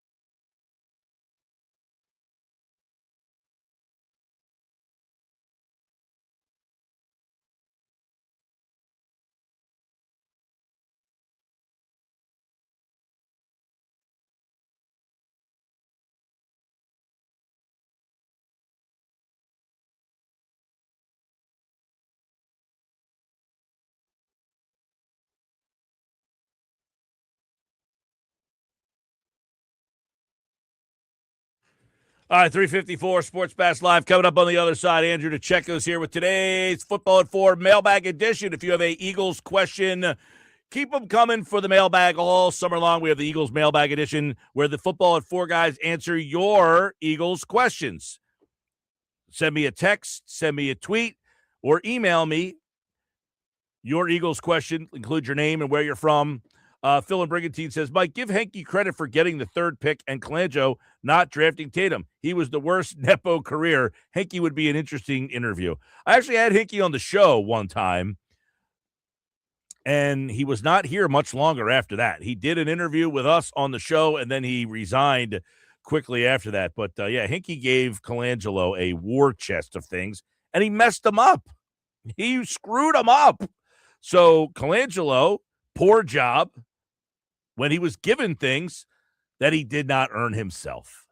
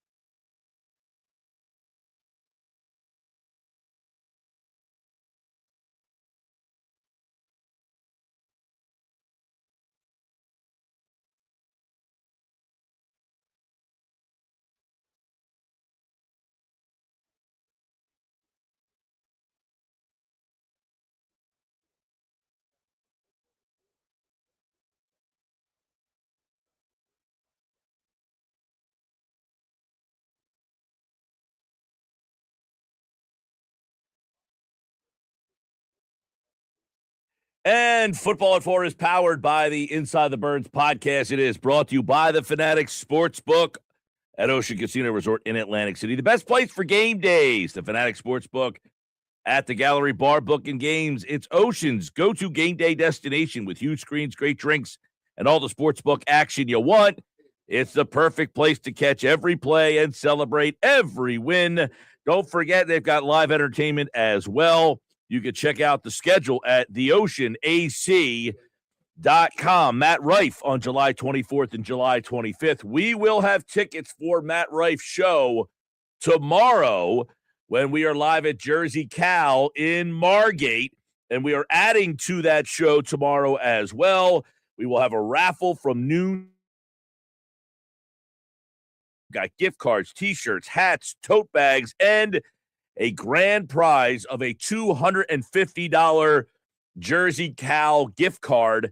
That is tomorrow, our live broadcast at the grand opening in Margate. So stop out and see us. Now it is time for Andrew DiCecco for today's Football at 4 here on the Sports Bash Live on 97.3 ESPN. And we have a Andrew DiCecco mailbag edition of the Football at 4. A lot of great listener questions for Andrew today. A lot of people chiming in all week long with your questions. We appreciate that as always.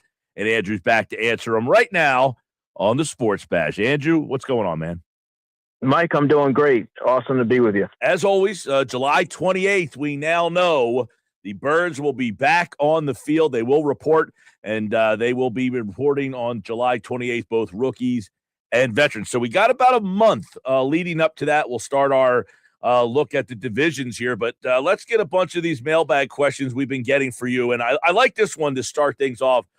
Frank here, who says he's from South Philly, must be down here vacation. He says, Andrew, I read your piece on Parks, Frazier, and Jalen Hurts. It seems like Hurts has a new voice almost every single year. What kind of relationship do these two guys have? Yeah, well, first of all, I appreciate you checking out the story. And you know, these two guys were in the same building last season, but Parks Frazier was the passing game coordinator, and now he pivots to quarterbacks coach. So there's a unique dynamic that needs to be established. And from what I've been able to gather, listening to Parks Frazier and listening to Jalen Hurts' remark about Parks Frazier, I think it's going to be a pretty good pairing. Parks Frazier coming in with the background and working, well, he has a background in working with quarterbacks. He's done other things in his career, but for 2 seasons, he was an assistant quarterbacks coach with the Colts. He mentioned, as I mentioned in the story, he's worked with different quarterbacks, but he's not going to necessarily tailor his approach any particular way, despite Jalen having to learn a lot of different coaches in the past. And, you know, it's going to be no different. But from what I've been able to glean in the past few months, that relationship is off to a good start, which is obviously encouraging. Yeah, and obviously he's had a lot of different offensive coordinators, but we almost don't really, know that he's gone through a lot of different quarterback coaches too. And you wonder, Parks Frazier, is he the kind of guy that can help him kind of, accelerate the timeline in this new system? It's a fair question, and I would have to believe so. Parks Frazier, for those who don't know, also spent a season with the Miami Dolphins on their staff as an offensive assistant. So that experience gave him insight into the mind of Mike Daniel and how things work to shape the system ultimately. And he was able to discover some things, and that gave him a taste of that particular scheme. And it kind of, I guess, piqued his interest is a fair way to put it. And he wanted to add that into, his coaching Rolodex, if you will, that background. So I think that when you're coming in with a knowledge and an understanding, at least to a certain degree, it helps facilitate the information. And that is going to be imperative as Jalen Hurts looks to take on the different directives and the terminology and even the footwork, which you may not look at it and say that's something that you often think about, but to be able to sort of acquiesce to this scheme, there's going to be certain demands from a mechanical standpoint that have to be taken into account as well. So I think all of those things bode well for Jalen because of the background that Parks Frazier is coming in with. All right, Andrew, let's get another one from Mark in Cherry Hill. He says, Andrew, do you think Hurts' skill set naturally fits a timing-based scheme, or is there going to be some serious growing pains this season? I don't know if it naturally fits. I don't think that would be something that I would go with. You know, we haven't seen it in a consistent spurt. We've seen glimpses, right? He's done a lot of the things he's going to be asked to do, working under center, the play action, throwing over the middle of the field, but it's not about that. It's about the consistency within the context of this offense, and not necessarily always having to go back to what he was able to do in the postseason in 2024 or the Vikings game or the Steelers game. Ideally, if you're the Eagles, it's every week. And with this system, timing is paramount. And when you look at some of the throws that he's largely leaned into, which is outside the numbers, they're very low risk throws, and there's not a lot of traffic there.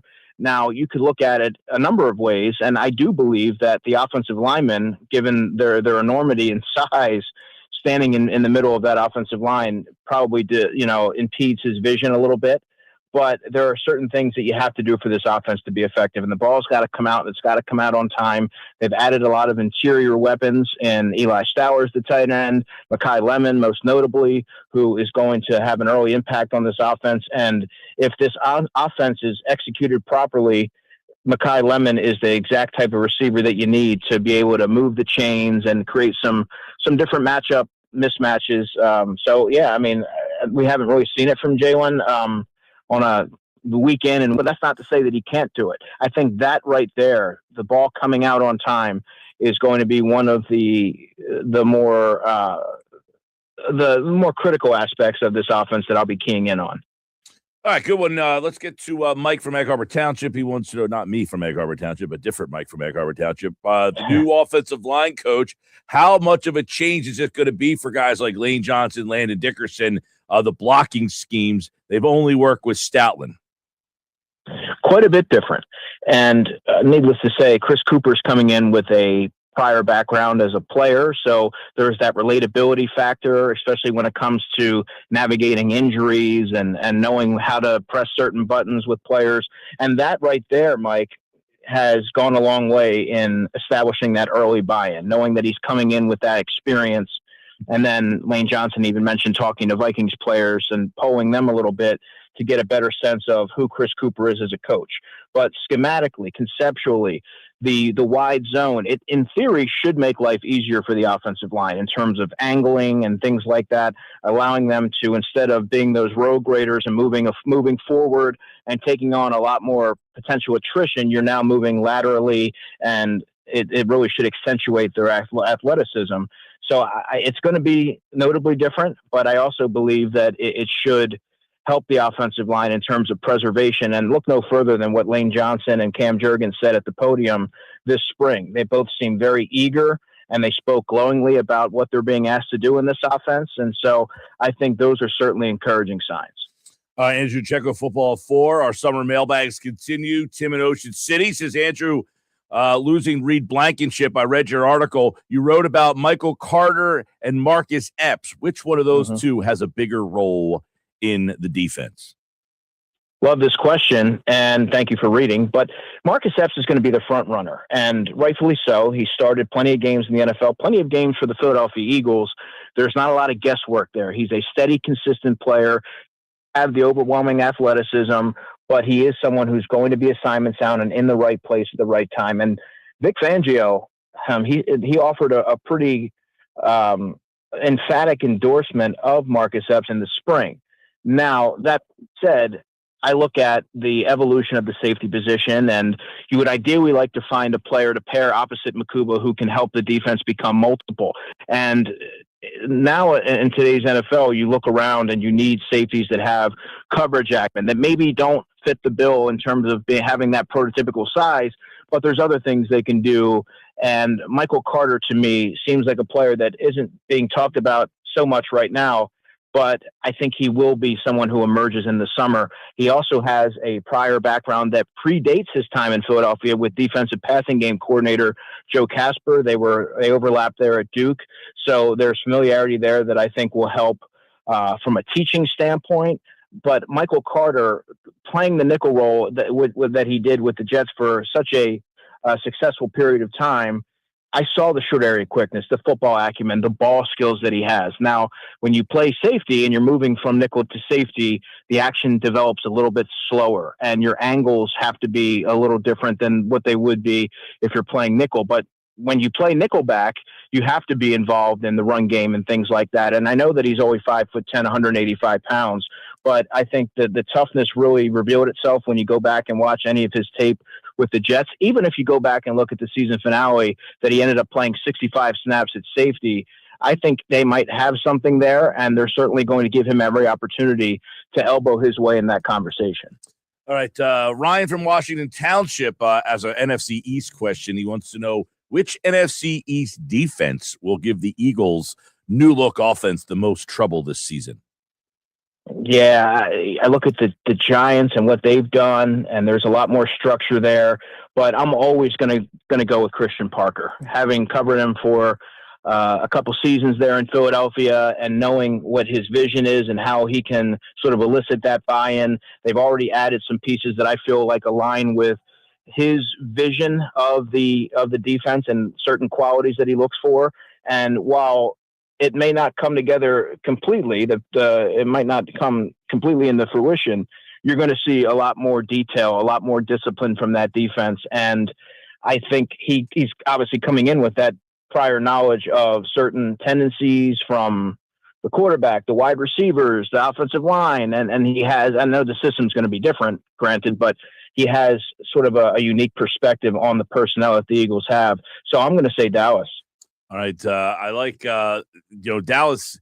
Dallas is very interesting. They made a couple trades in the season last year, so they didn't have those players all season long. Of course, with the Jets, you look at that trade and the trade they made before the season. Now you have both of those guys in that defense, so the Dallas defense could be interesting. Much different, obviously, as you mentioned, with Christian Parker there. Chris in Del Ran wants to know, do you have the Eagles right now as the clear favorite in the NFC East, or is Dallas the favorite? Or is Dallas your favorite in the NFC East? It looks like an Eagles versus Dallas question. Well, I do have the Eagles as the favorite, but not necessarily a clear favorite. I really like what Dallas has done in the offseason. They have continuity there from their offensive coordinator spot, and their offense was already one of the NFL's best. It was the defense that proved to be too leaky, and they weren't able to play complementary football. They sort of balanced that out by adding Christian Parker and some different pieces in key areas that I think will make them a little bit more of a complete team. But they are the Dallas Cowboys, and until I need to see it to believe it, they aren't necessarily able, they haven't been able to put together a complete season. And the Eagles have been there before. They have a lot of players that are in that building that have been together for a number of years. They have continuity with Nick Sirianni and his messaging. So I like the Eagles in terms of the NFC East opponents. I think when the dust settles, they will be the team that emerges from the NFC East. But I do think that Dallas gives them a little bit of a run for their money. All right. This stems from our conversation with Adam yesterday. It says, Andrew, big picture, how do you stack up the Eagles against some of the other NFC heavyweights? Yeah, I mean, I look at the Rams, and adding Myles Garrett certainly puts them at the head of the class. Their offense is something that it's an aspect of their team that's been humming. There's a lot of consistency there. Matthew Stafford playing at a high level. I'm not as high on the Detroit Lions as some others, so I think the Eagles will be able to clear them. The way that I view it right now, and the San Francisco 49ers are a team that I envision being there at the end, but I think the biggest challenge is going to be the Rams. And right now I have the Rams as a better football team than the Eagles, but that's not to say that the Eagles can't change that narrative with a consistent summer that checks off a lot of the boxes of storylines that we have. If the offense is able to sort of round into form a little better than expected, because from a talent perspective, especially on the defensive side, I think that the Eagles have, I think they have the advantage there. But right now, the Rams, to me, adding Myles Garrett, having Sean McVay and Matthew Stafford, and that consistency from an offensive core with that system in place already, they're going to get the nod from me right now. Well, not only Garrett, too. I mean, that defense was pretty good last year. You add Myles Garrett, Trent McDuffie. I mean, they've got, I don't know if you Trent McDuffie as well, and they have a lot of young pieces, Fisk and a number of others. That is, and the other thing I like about them, too, Andrew, is different from Philly. Their offense is intact, so they are now, like the Eagles, what I like about them, their defense has a lot of guys now in the third year of this defense, which, how much better does that make you now being in the same system for a third season? Guys like Quinyon, by the way, the news with Terrion Arnold, think about that moment that Howie Roseman had where he had to decide whether he wanted Arnold or Mitchell, and he chose Mitchell from Toledo over Arnold at Alabama, and look at the two roads that these guys have now traveled with the news that came down this. That's a bizarre story with Arnold. Polar opposites. Right, exactly. Polar opposites. You know what, Mike? That was a big-time discussion. I mean, I personally had Quinyon Mitchell as my top-rated corner, but I totally understood the viewpoint and the enticement for Terrion Arnold with the Alabama background, an Alabama corner versus the projection of a Toledo prospect. But for me, and talking to a lot of people around the draft at that time, Quinyon Mitchell was someone that I thought would be a really good fit here in Philadelphia. I didn't think he was going to be able to get off to the start that he had, but his career has really taken off from the word go. But to answer your question about the Eagles defense, I don't think it can be, I don't think it's talked about enough how important it is that the nucleus of that talent on that side is now going into their third season together, their third season with Vic Fangio. And a lot of their key pieces, they have key pieces in every area. Jalen Carter at the defensive line, Jordan Davis. You have Jonathan Grenard. You have an ascending player in Jalix Hunt. And then on the back end, we just talked about Quinyon Mitchell and Cooper DeJean. But I think this defense can take it to another level this year. And I know that it's hard to eclipse what they did last season, but now you've added Reek Woolen. And I understand that he is a bounce back candidate for a reason. He didn't necessarily perform to his ability in the entirety of his tenure with the Seahawks, but he is going to be a motivated player. He signed a 1-year deal worth up to $12 million. And in theory, he stabilizes one cornerback spot where last season they were toggling between Adoree Jackson and Keely Ringo. So it should allow Vic Fangio to be a little bit more creative in how he deploys his personnel. You don't necessarily have to atone for that, I guess, blemish, if you will, on the other side, and that affects the way that you deploy your safety help and things like that. And by the way, they added Jonathan Grenard, who I believe is a better pure pass rusher than Jalen Phillips. And most importantly, he's been here through the spring and he will be here through the summer. So you're getting him from week 1 onward, whereas Jalen Phillips was acquired at the trade deadline. And that's really where you saw Jalix Hunt ramp up his production. So there's a lot of reasons to suggest that this defense will continue to trend upwards. All right, Andrew DiCecco answers your mailbag questions this summer. And, of course, we are a month away from Eagles training camp. We'll have our division previews coming up. We'll take a look at all the teams around the league, how they change, how they look better, how they look different. That'll be starting here soon as well. More mailbag stuff with the guys. Football at 4, powered by the Inside the Birds podcast, which you can get on all podcasting platforms. He's Andrew DiCecco. This is Football at 4. Thanks, man. Thanks, Mike. Talk soon. As always, and great questions, everybody. Keep them coming throughout the summer. Everybody who keeps sending these questions in, it really certainly adds to the Football at 4 in the summertime segment, so we can keep the football going all summer long. You can send them on the text board, on the White Horse RV text board, 609-403-0973. That's a way that you can get them to us. Also, you can send me an email or a tweet on social media. Those are the different ways that you can get your questions in for the summer mailbags for Football at 4 here on the Sports Bash Live on 97.3 ESPN. I am Mike Gill. This is the Sports Bash. And, of course, Football at 4 powered by the Fanatics Sportsbook. Big screens, big bets, game day hits different at Ocean. Tonight you've got USA Soccer, 10 o'clock. Phillies baseball. We got into the Phils, of course, earlier. When we come back, though, last night was a quiet night for the Sixers. You heard earlier this morning, the press conference was from LeBaron Filion, and you heard a little bit of what he had to say. He is the only new player right now. So what's next? There was a huge trade in the NBA. We had LaMelo Ball going from Charlotte to Minnesota. So what is the landscape of the league as free agency is now on the horizon? We'll talk to our buddy Keith Smith. SpotTrack.com covers the NBA. He also can tell us a little bit about the financial situation for the 76ers. What can they do to spend money and make this team better? That's all still coming right here, next on the Sports Bash Live on 97.3 ESPN.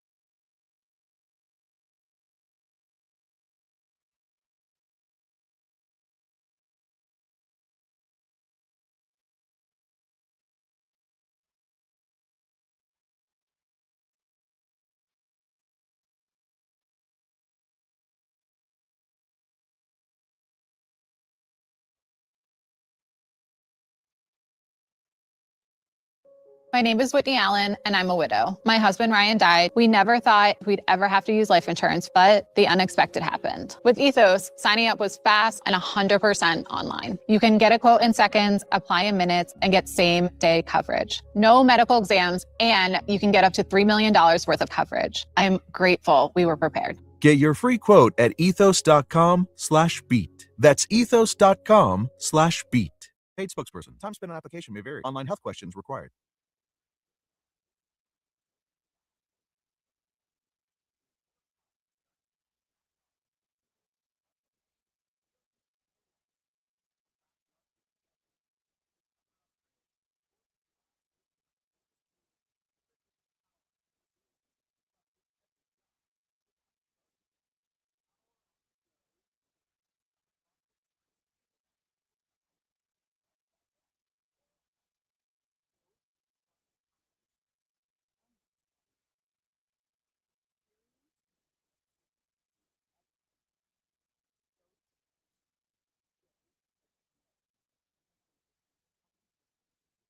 This is a special alert to all Americans who own a vehicle with less than 200,000 miles with an auto warranty about to expire or with no warranty coverage at all. Due to a decline in the economy, CarShield is announcing a low-cost month-to-month vehicle protection plan that is now available to the public to save any driver out-of-pocket expenses on future auto repairs. Call now to find out how you can pay almost nothing for covered auto repairs. Yes, you heard that correctly. Pay almost nothing for covered auto repairs. An open phone line has been established for all drivers to call for a free quick quote. Call 800-374-0758 now. Drivers who are covered will not have to pay for covered repairs again. This protection plan is at an all-time low. Additionally, drivers who activate this vehicle protection today will also receive free roadside assistance, free towing, and car rental options at no additional cost. Call us for your free quick quote today. 800-374-0758. That's 800-374-0758. What do you have to lose? Call 800-374-0758. Again, 800-374-0758.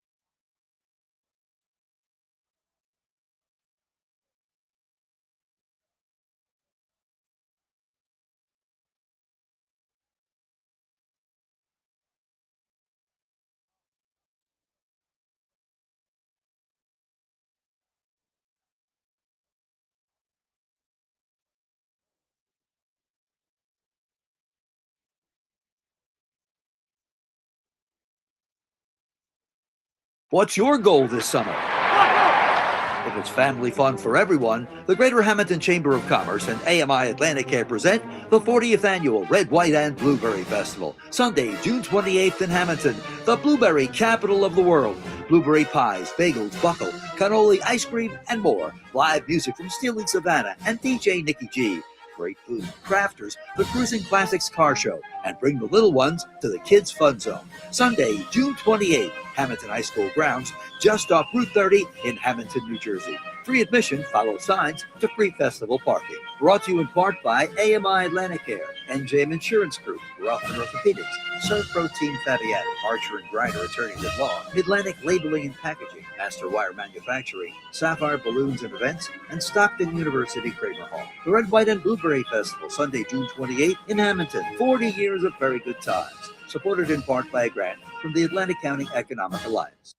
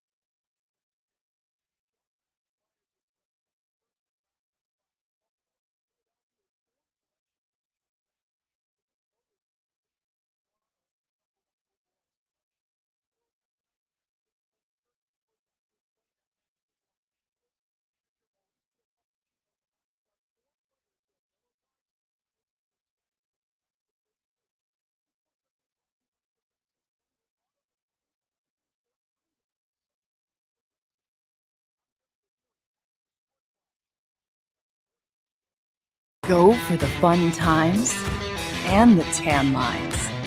Experience an Atlantic City you never knew. Go to Ocean. Go for the win. Must be 21 or older. Gambling problem? Call 1-800-GAMBLER.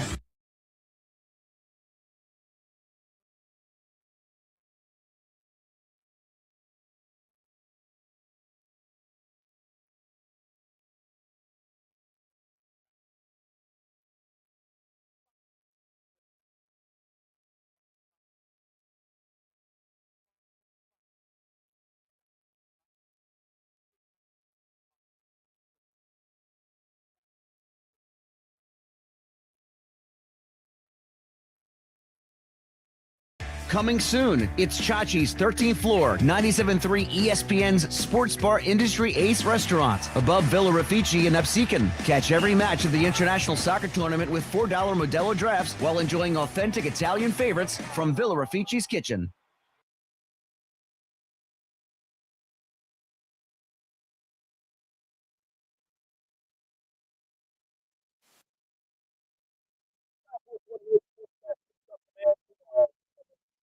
Football 4 continues. You guys keep sending the questions. We'll keep firing them off. The guys will keep answering them. Poll question up. Make a prediction. It's June 25th. Bills are 4.5 back of the Bravos. Who wins the NL East? Right now, 61%. We're going Phillies. 37% say the Braves. And you can vote at Mike Gill Show.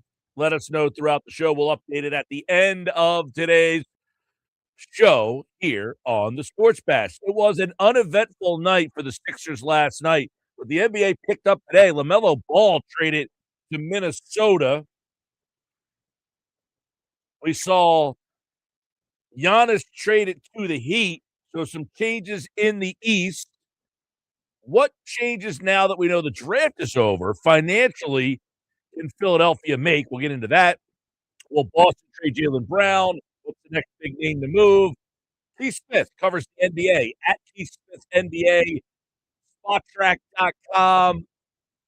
He joins me now to discuss on the Sports Bash Live 97.3 ESPN. Keith, welcome back, my friend. How are you? I'm doing well. Thanks so much for having me. As always, love draft nights, 2 nights there. We get them all wrapped up. It's all heading towards free agency now. As those 2 nights come to a close, Keith, what is the storyline for you out of the 2 nights of the draft? Yeah, I mean, obviously going in, we had the big Giannis trade, and then today, like you said, we got news that there might be a LaMelo Ball trade, and it came together very quickly, and we got that this morning. There are, I think the big overarching story is teams are going for it. Nobody is disrespectful of the New York Knicks or the Oklahoma City Thunder or the San Antonio Spurs, but teams are why not us, right? We can beat those teams. They are teams now. We're loading up to look to say, hey, let's get after it. You know, the league is as wide open as it has ever been with 8 different champions in the last 8 years. You've got a lot of these teams looking at you, and again, like I said, saying, why not us? Let's get after it. Giannis move that kind of kicked off draft day. What does that do for Miami in the hierarchy of the East? Yeah, I think it's really interesting because Giannis is awesome. So I don't want anybody to take the wrong thing out of what I'm about to say. And I don't, like, people are like, that's it, the Heat are going to win the East. And people are saying that. I think it's just really wrong. I think, you know, he's really good, but I mean, now let's see what they do, because there's a lot of work to be done with that roster, because it's right now it's Giannis, Bam, Davian Mitchell, maybe Andrew Wiggins, and then Pella Larson, and nobody can shoot. Who's going to handle the ball?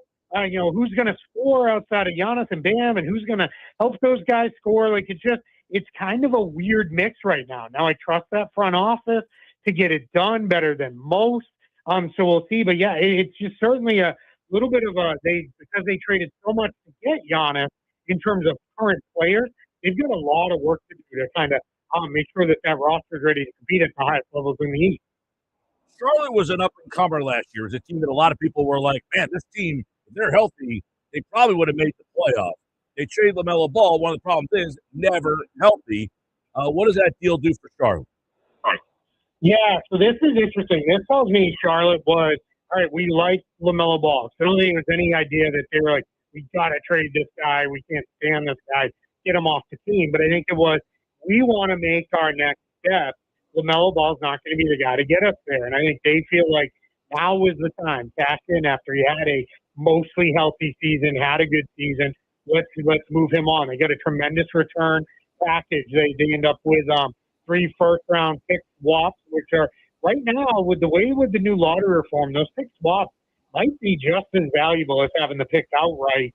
With the way some of the stuff is going on with lottery reform, because this is one of those weird ones where you may be able to swap kind of back if something gets weird, you know, with the way things go. Then you also get a pick. You get Naz Reid, who's going to come in, an outstanding addition to their front court rotation. And then Charlotte adds in the draft kind of Steinbach's a good player, Christian Anderson. They're going to keep Kobe White, which is good.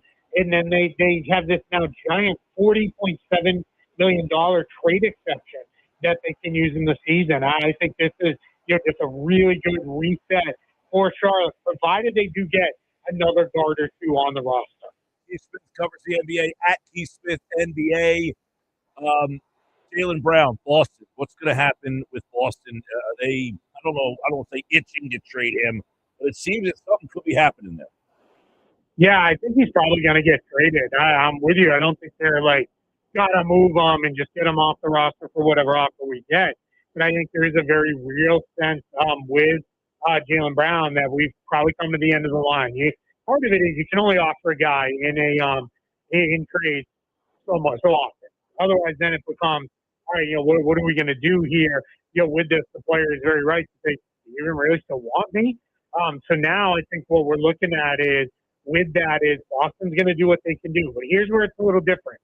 The Celtics are not going to just trade Jaylen Brown for a package of draft picks and young talent, because they're trying to win right now. So they're going to have to find some version of a win-now trade where a team is like, all right, maybe we've got guys that need to change the scenery too, and that's how it can go down. But I do think I'll be, at this point, very surprised when we see Jaylen Brown on the Celtics roster to start next season. That would be interesting. Jaylen Brown out of Boston kind of seems, way different. I mean, this is a guy who got to be the man. Now Tatum comes in or back. Maybe he said, you know what, I kind of like being the guy on this team. So see what happens there. What happens with Kawhi Leonard this offseason? Yeah, now this one kind of came up just in the last couple of days. Kawhi Leonard might be a little more interested in getting traded or getting moved around, or something like that. It's not a lock-in, there of like, he's just going to be, definitely a Clipper for the rest of his career. Now it feels like that's a little more open. Now we're getting a reporting of Detroit may go kind of big fish hunting for Kawhi Leonard, which would be really interesting for them. They freed up some extra flexibility when they traded Isaiah Stewart. last night to the Memphis Grizzlies. There's also talks of maybe the Spurs or the Toronto Raptors could get interested in Kawhi Leonard, and he would resign, which is very funny because he famously left those teams because he didn't want to resign there. So, yeah, I'm very, very curious to see how that all plays out.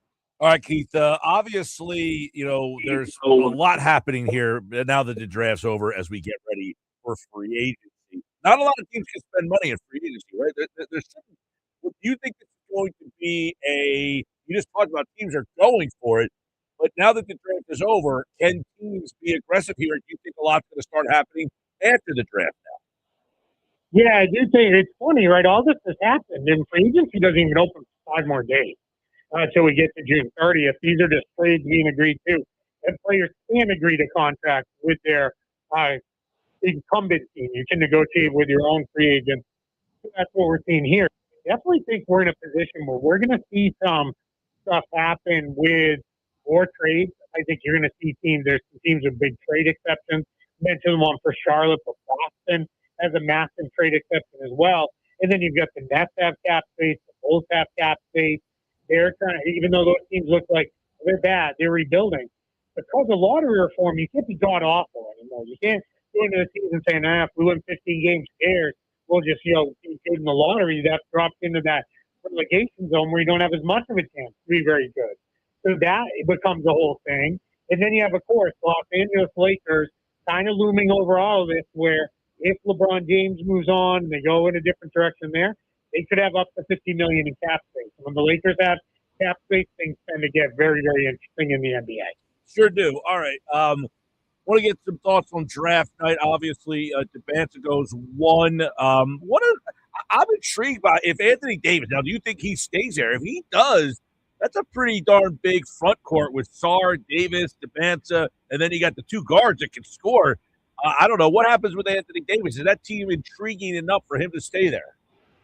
Yeah, I think so. And I think they've made it pretty clear they want to get a look at what it looks like with Anthony Davis at least. And just, what are we kind of going in here with? And you mentioned it, yeah. And then you've got all this young talent, guys like Keyshawn George and Bilal Coulibaly, Bub Carrington, Trey Johnson, Will Riley. Like, it's just a group where all of a sudden it's like, and if Davis and Young can help these young guys, including A.J. DeBonta, who was picked in the first round with the number 1 pick, grow up quicker than expected, all of a sudden the Wizards are like, oh, man, they're like the Pistons from a couple years ago where they were one of the worst teams in the league, and now they're all of a sudden in the playoff mix, and then maybe they start making noise pretty quickly. And then if they can do that, that starts to change the mind of a guy like Anthony Davis, maybe where it is, all right, I will kind of stay here long term. So I think definitely an interesting situation there in Washington to monitor. And I think DeBonta was absolutely the number 1, was the correct number 1 pick for the Wizards to take. I think he's going to be a fantastic pro. Well, then you've got Peterson, too, and all of a sudden that team looks interesting. You've got Jaren Jackson. They traded for Markkanen, who was hurt, Kessler, who was hurt, Keontae George, who was hurt. I mean, now all of a sudden Ace Bailey, who they drafted last year, all of a sudden the Jazz look like they could be interesting right away. Mike, I can't see, but I hope when you were doing hers, you were putting quotes around a couple of those guys. I think they might have had the 24-hour flu every time they had a game or something like that. But, yeah, I mean, Utah played it right, and they took a $500,000 fine for what the league that was like overtly tanking, and I think for Utah, it's like $100,000 to get, or $500,000 to get Darren Peterson. Money well spent, right? Let's go with this. And you're right. I mean, when they traded for Jaren Jackson Jr. last year, the Jazz said this is the last year of us tanking, right? We are now building up to go for it. There's some stuff going on with Walker Kessler that's a little messy right now. He doesn't like what the Jazz have offered him for a contract. We'll see if that drags out. He is a restricted free agent.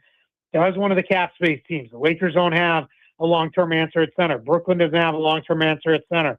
Chicago is getting Nick Claxton from Brooklyn, interestingly enough, but that's probably not considered like there's our long-term answer at center.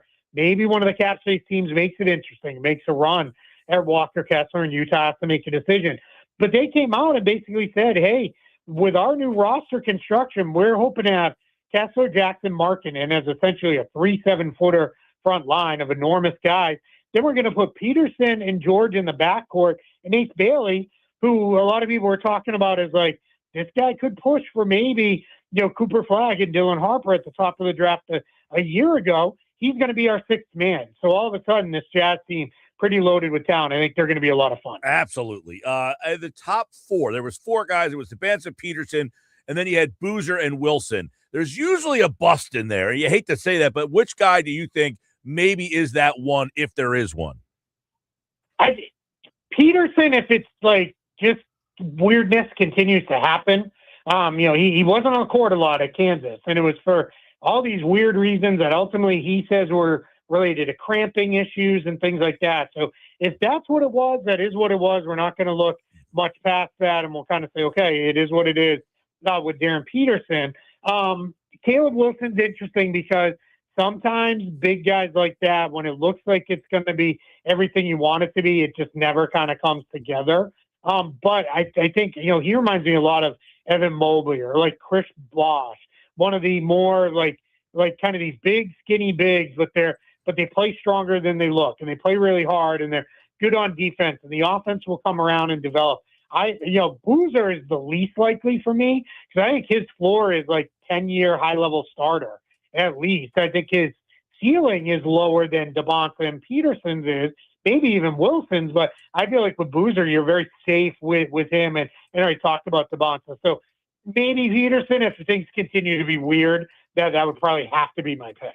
All right, let's check out Philadelphia here and get your thoughts on LeBaron Fightins, who so this has been looked at because of the trade of McCain. They get this pick because of that. They also have 3 second-round picks still to come here. And then some would say, okay, you traded McCain, and then you drafted another guard here. But what do you think of this fit and this player for Philadelphia, who obviously needed a guard? They traded McCain away, and Maxey and Edgecombe just played a ton of minutes last year.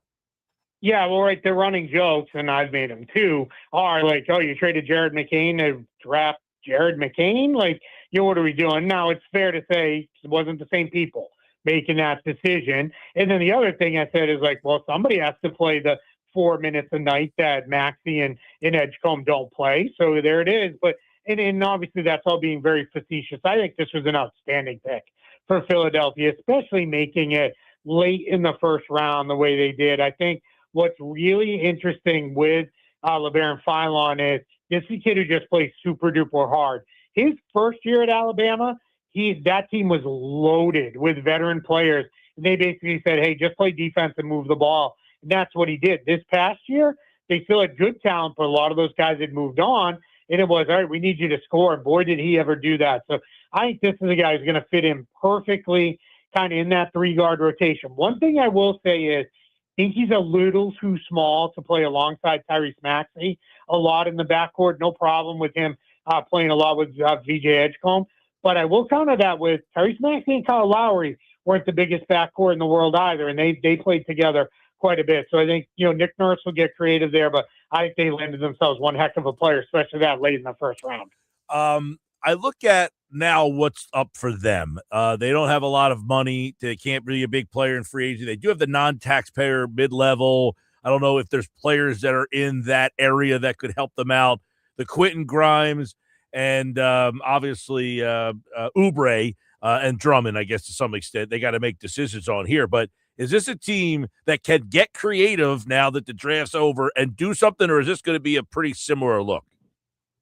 No, I mean, that's hard to answer. I think it's probably going to be somewhat similar to what they looked like a year ago.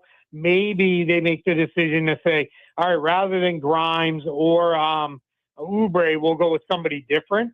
But that's replacing 2 players with only 1 player. And that makes me a little bit nervous for Philadelphia. Maybe they go with a little bit of a different look. I would probably just run it back with Andre Drummond and have Drummond and a Dembona like you've had the last couple of years behind Joel Embiid, and that should be fine for you behind Embiid there. So, but the problem is they're not going to be able to use the mid-level and re-sign Grimes and re-sign Oubre. They're going to probably, maybe they can do both. We'll see. That would mean, all right, we're going into the tax. This group has been pretty allergic to doing that going into the tax. the last few years. If ownership signs off on it, I think that would be fantastic because that would really give them a chance to kind of do some stuff. But yeah, I think they've definitely got some work to do. I would imagine, and this is just if you're Quentin Grimes, you feel like you're a starter, right? I mean, do you want to come back here? And now they've drafted another guard. You might go from the third guard to the fourth guard on this team. I can't imagine that he's all that excited. And then the way everything went down with his contract, if Grimes walked, does that allow them to do anything different? Not really. So right now with the way they have, and assuming they're probably going to bring back guys like Dominic Barlow and maybe Trendon Watford, Jabari Walker. Like, I think some of those guys will be back in the fold next year as well because those contracts are just so small. There's a reason to kind of let those guys go. They're only about $14.6 million under the tax line. And we only have a couple roster spots to fill with that. So they could be in a place where it's like, all right, we can use our non-taxpayer mid-level. That's about $15 million. We'll go into the tax a little bit, and then we can go. But that probably doesn't leave any room for re-signing because that would hard cap you at the first apron. That really doesn't leave any room for re-signing Grimes and Oubre. If they want to bring back both Grimes and Oubre, they'll probably end up a little bit over the first apron, but then you can't use the non-taxpayer mid-level. So you're kind of really probably picking one of those three. And if one of the other guys is willing to take a pretty good size discount, then maybe you can do both. With Grimes, I think you're right. I think you'd like to either start or at least be like, hey, I want to be a 25 to 30 minute a night bench guy because here with Edgecombe and Maxey, and Paul George, my minutes are going to be limited. Challenge is start looking around the league. Who's going to be, all right, hey, we'll throw you our mid-level exception and that role. Those teams are kind of limited. It's almost like, well, you could get paid here, but how much you're going to play, the team's not very good. Or you're not going to get, we can't really pay you, but we've got a big role for you. That might be one where it takes them a little bit to find a home. All right, there's a look at some of the storylines leading up to free agency, which starts in less than a week from now for the NBA. Trades are happening, things are moving, and all those guys that had the wrong hats on, they can throw those out and get the new hats next week. And we'll talk more about it right here on the Sports Bash. At Keith Smith NBA, check him out, spottrack.com, and the front office show as well. Keith, thanks, man. Thanks so much for having me. I appreciate it. All right. Well, now free agency cranks up. We'll see what movement happens, and we'll talk to him on the Sports Bash Live on 97.3 ESPN. All right. Still to come here on the show. We have so much more to get into, including next hour. Kevin Cooney with our report. He'll be joining us at 5 o'clock tonight. And don't forget, tomorrow we're live at Jersey Cow, Margate, their grand opening. We got Matt Rife tickets for the show at Casino Resort in Atlantic City. So stop out and see us tomorrow. We got more Sports Bash. Me and you hanging out till 6 here on 97.3 ESPN.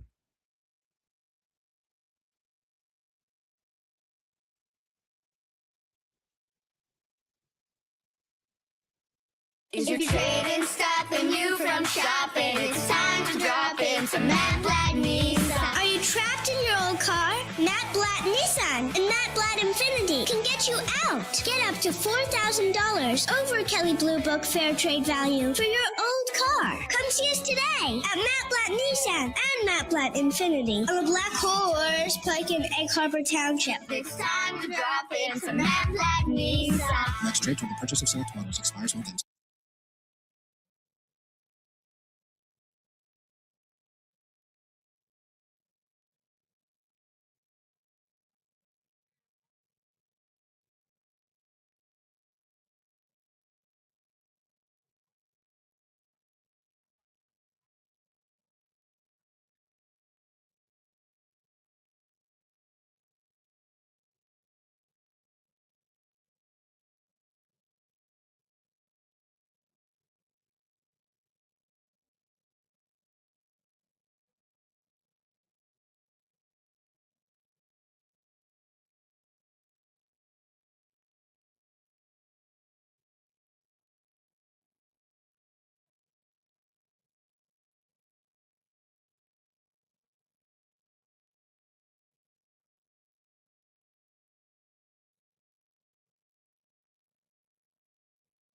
Connection presents 6 new NJ Connect shuttles providing fare-free transportation across southern New Jersey. Connected jobs, colleges, healthcare, shopping, government services, and NJ transit hubs, all at no cost to riders. For details, call 856-229-7571 or visit driveless.com.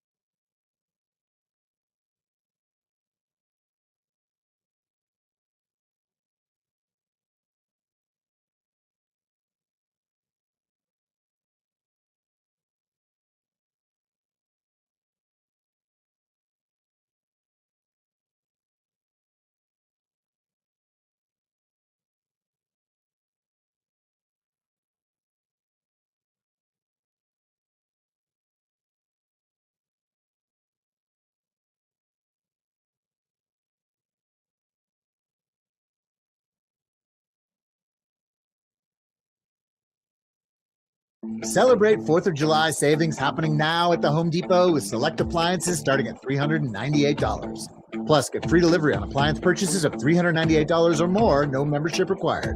Get a Whirlpool fridge with easy reach zone to keep tall items organized and accessible. And upgrade to a washer-dryer tower with UV clean technology to reduce bacteria in the wash without fading fabrics. Shop top brand appliances now at the Home Depot. Offer valid June 17th to July 8th. US only. See store online for details.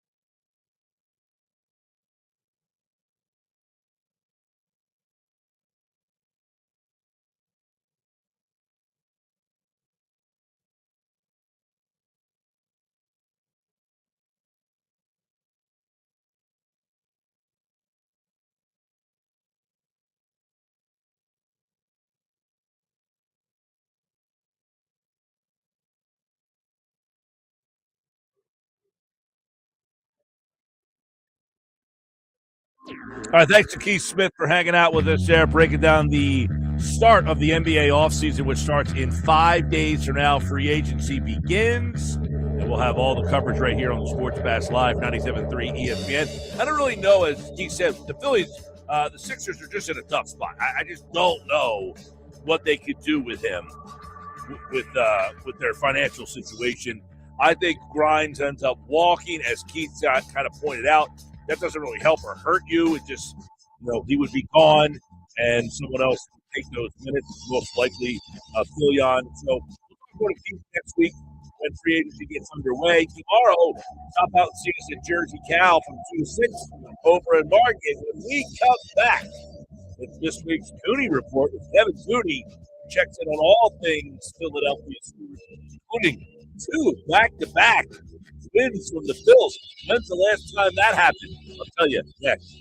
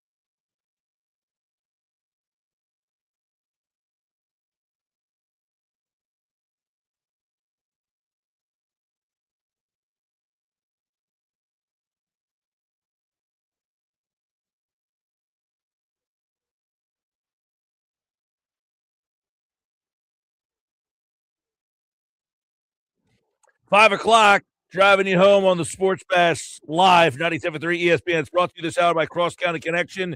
6 new SJ Connect shuttles, fare free transportation. Look, car breaks down, you need a ride, they help you out, they take you to work, college classes, healthcare visits, shopping, gotta go to the grocery store, government services. NJ Transit Hub, all at no cost. For details, 856-229-7571, driveless.com for more information. Tomorrow, stop out and see us. We're in Margate, grand opening, Jersey Cal, 7903 Ventnor Avenue.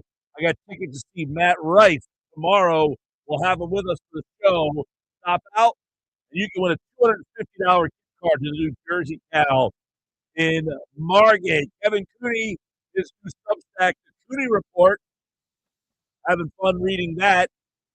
Early this week, he wrote about some optimism with the Phillies, and that was before they had back-to-back walk-off homers with Derek Hill last night and Marsh. They weren't walk-offs, but they gave them the win. We'll talk about that and more right now in this week's Cooney Report. Kevin Cooney, who joins us right now on the Sports Bash Live on 97.3 ESPN. Man, this week is flying by. We're already to Thursday. Kevin, it's good to see you, man. What's happening? Hi, Mike. Oh, not much. My eyes are totally lit up after going to the eye doctor, but other than that, I'm good. I should go to the eye doctor so I don't have to wear these glasses anymore. It's the only time I need them is to see this on this show. That being said, let's get into some Phils. I read your Substack early this week. You said realistic optimism. You were talking about the high upside based on the weekend that we had. Here they are. They lose that first game to the Nationals. It kind of felt like the same old Phils. What do you make of these last two nights about what that means for this for potential of this season? Well, obviously, when you get back to 4.5 games of the Braves, when you were down 10.5 about a month ago, obviously the landscape has changed. This team is looking like the team that has won the last two divisions and made the playoffs 4 straight years. They're finding ways to win, even on nights when you go, well, maybe they don't have this, or maybe they don't have that, or Luzardo struggles, or Nola throws a meatball, or whatever. They're finding ways to win in those type of games. Now, I give the cautionary tale of you're not going to pull the rabbit out of the hat every night. No. And I think that's one of the things that it still doesn't change the fact they need a right-handed power bat. They need another arm in the bullpen, presumably a left-hander, so because they can't count on Alvarado right now. But they're not as bad as everybody thought they were in April, and they're probably not as good as everybody is projecting them to be right now. So. Yeah, that whole conversation is depending on who you want to blame and who you like to kind of pick on, right? Why is this team different? If you hated Rob Thompson, he was the problem, and Mattingly's just a significant upgrade, and that's why they are much better. Or it could be, hey, you got Zach Wheeler back, and that has basically given you from having an albatross every single time to having a Cy Young candidate every single time. There's some other things in here too. I mean, Aaron Nola, they lost 5 out of his first 6 starts. They've won 8 out of his last 10 starts. Does that mean he's great? No, but he keeps handing the ball off with giving them a chance to win. That's something he wasn't doing early in the year. So there are some other things that have changed since that 9-19 start. You glossed over one of the bigger ones, which was the schedule got progressively weaker after they played the Cubs and the Braves, who were at their hottest at that point, right before the Thompson firing. There's a lot of teams that they faced who were not all that good, to be honest. The Nationals have played better. And, for them to go to DC right now, take 2 of 3, and then you have the one tonight, obviously, is a good sign that they are kind of putting everything back in place where it has to be to make a run. And, look, I heard Ricky Batalco say this. I actually believe it. By the time the Dodgers come in here after the All-Star break, it wouldn't surprise me if the Phillies are in first place in the National League East because of the fact that, again, their schedule leading into the break, you get the Pirates, you get the Royals, you get the Tigers, you got you have the Mets this weekend. It's the type of schedule right now that allows you to kind of go on a pretty good run, and the lack of starting pitching at this point is starting to catch up with Atlanta. Yeah. Well, and Kevin, not that power rankings are the be all end all. They don't, they mean whatever. ESPN.com's ranking and payroll rankings out this morning. They have the Phillies at number 5.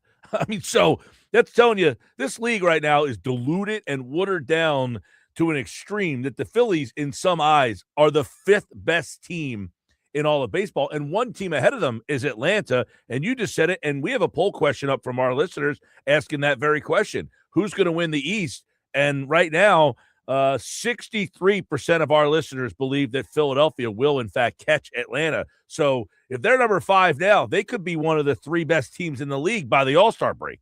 Well, Mike, think of it, okay? You would say the Brewers are better than the Phillies right now. Milwaukee, the way they've played, certainly deserves that honor. And the Dodgers are the 2-time defending world champions. They're the only ones right now, I would say, are definitely better than the Phillies at this point. Look at the American League. American League is a nightmare. The Yankees are okay, but there's a lot of teams that are kind of in that mediocre middle. So Philadelphia is probably top 5, I think, is probably dead on. In the National League, probably 3rd or 4th, depending on, and for them right now, it's them and the Braves. Kind of, you could toggle between them. This question then. I mean, they have LA 1, Brewers 2, Braves 3, Yankees 4, Philadelphia 5. Is there a trade out there that can get Philadelphia to surpass Atlanta, Milwaukee, or LA? That's a good question. Would Joe Adell maybe get the Phillies past the Braves? Yeah. Well, I don't know if there's a trade for Milwaukee or the Dodgers. No. And to be honest, and I know, I think the Phillies are as good, if not better, than the Yankees. If we're taking this power ranking stuff and everything, if you want to roll out a 7-game World Series Phillies-Yankees, I'll take the Phillies right now, because those starters will find a way to shut down Judge and Stanton and everybody else in that lineup. And I don't know who you would count on necessarily from New York to go games 1, 4, and 7, if you will. Their pitching definitely, they got Cam at the top of that rotation, who's Right. been every bit as good as. But Cole is not right now what he was. Correct. Yep. No, after that, after Schlitter, they got not much. No, not at all. And I know Schlitter has been really good, but if you have to throw him 3 times in a series, I kind of like the Phillies' chances. You write over in your Substack, check that out, Kevin Cooney, the Cooney Report at Substack, the stretch of games revealing the team's holes, which we know, right-handed power bat to protect Schwarber and Harper. The bullpen arm leading into Duran, though, you're wondering how much higher up the list that is starting to get as you watch this team over the last, month or so. You talked about Alvarado. You've got Keller, who they gave real money to. He's hurt and wasn't all that good to begin with. Can you elevate Kerkering? I don't know what you see in this bullpen, but you thought it was going to be a massive strength for this team. We've heard this before, haven't we? I mean, if you go back to Jordan Romano last year and all that. Look, I think they need a lefty right now. Honestly, who they miss is Matt Strahm. For that 8th-inning left-hander that was more reliable, certainly, than what Alvarado was. Mike, you and I talked about it over the winter. It baffles me that they brought Alvarado back after the suspension. Especially at the money that he makes. But all right, so they're going to probably have to get a left-hander for that spot. But to interject, Strahm has been not very good in Kansas City. No, but it could be where he is too. Yeah, sure. It could be Kansas City. It could be. You're right. He pitched in some big time, high leverage spots, and they're not getting anything from Alvarado in those spots, and probably don't have a guy. Mays is probably not the guy that pitched in the 8th inning, and back is neither another guy. And by the way, Tanner Banks was excellent for them last year. That's been kind of downplayed how much they, how regressed he really went this year. Yes, absolutely. I've heard the Chapman talk. I don't necessarily buy that.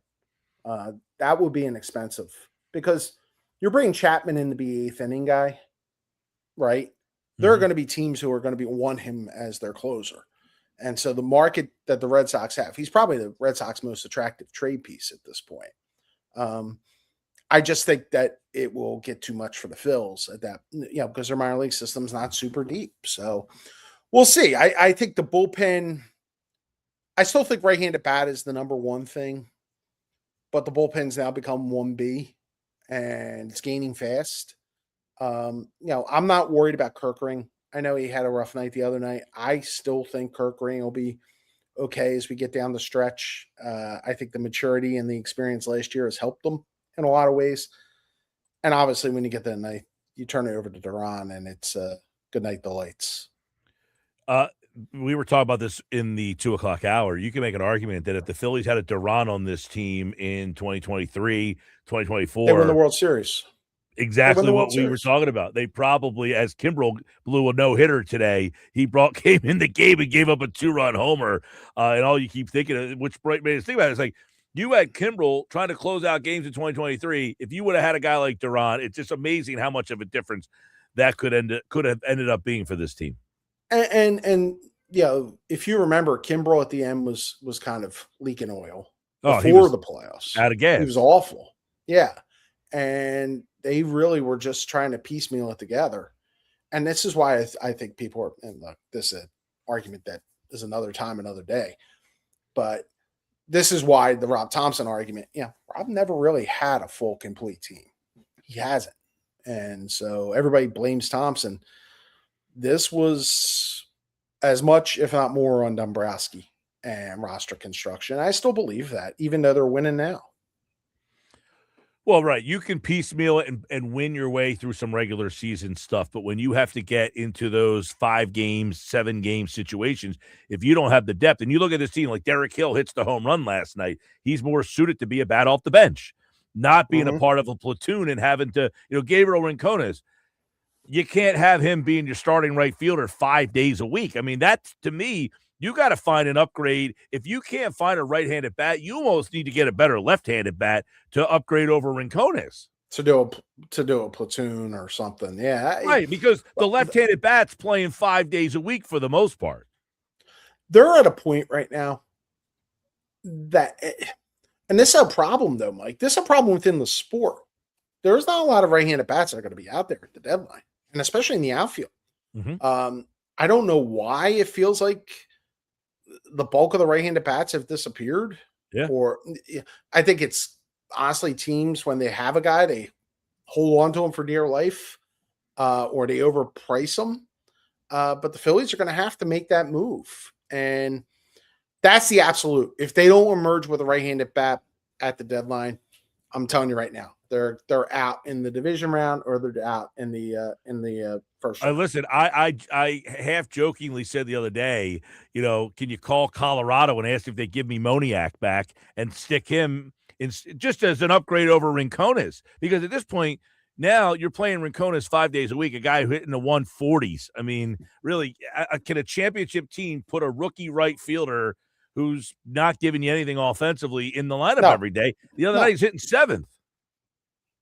No. Right, exactly. So that's where I'm like, I can't find this right-handed bat. I might have to actually upgrade my left-handed bat. And then it goes to another thing. And you wrote about, Marsh in today's Substack, is the year that he's having, he should be an all-star. And I keep thinking every single day, when is he going to have that streak where he goes cold for a little while, or at least against left-handed pitching? Because, let's be honest, Kevin, he's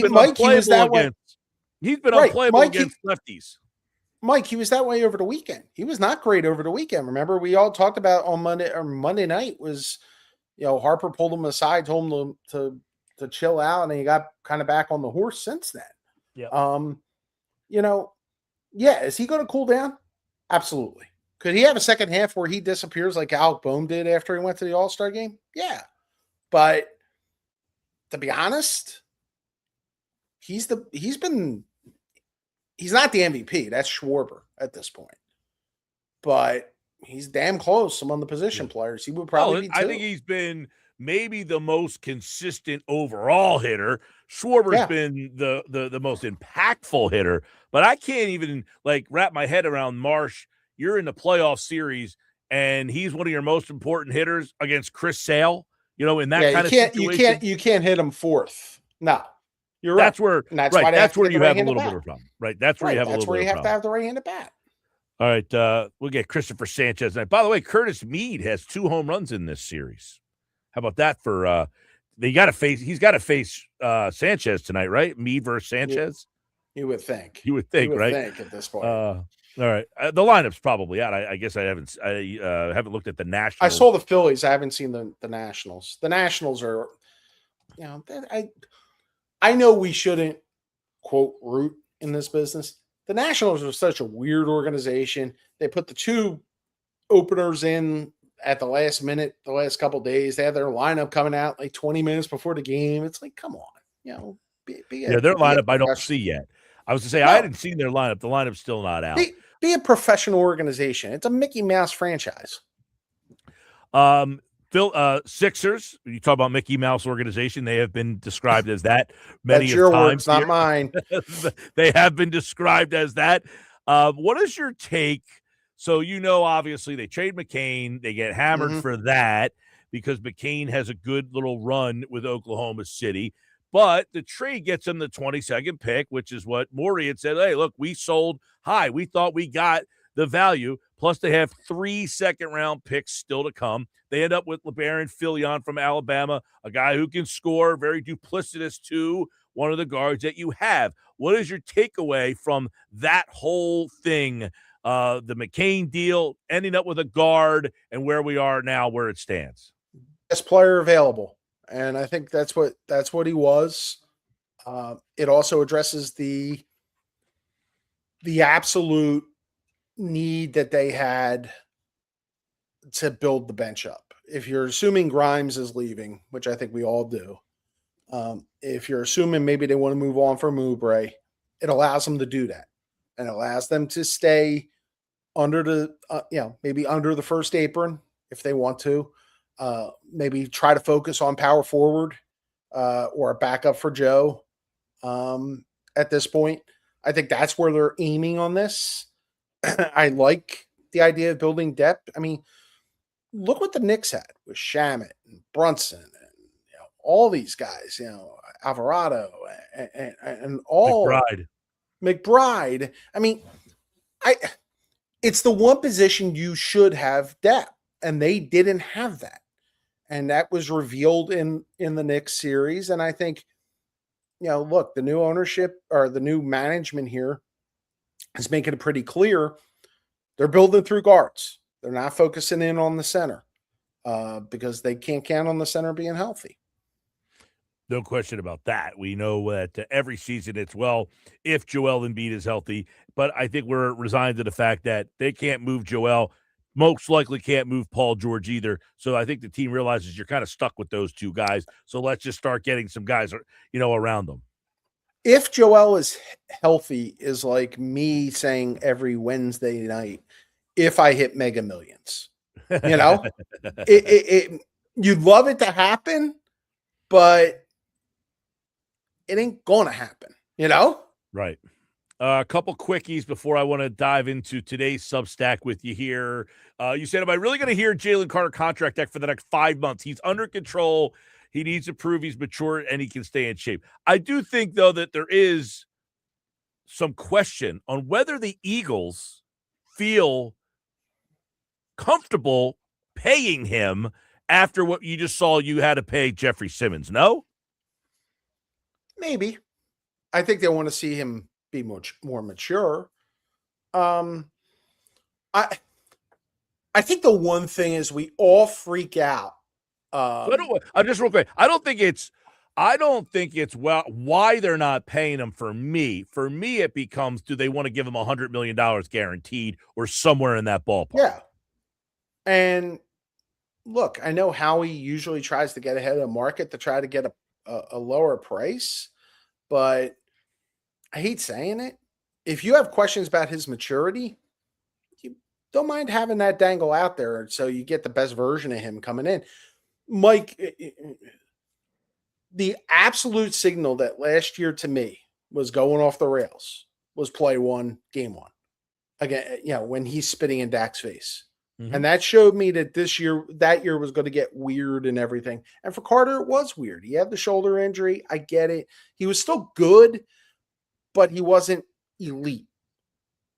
Agree. And so I don't mind the Eagles kind of holding off. And I do think sometimes we all kind of, in this town, we wring our hands over everything Eagles.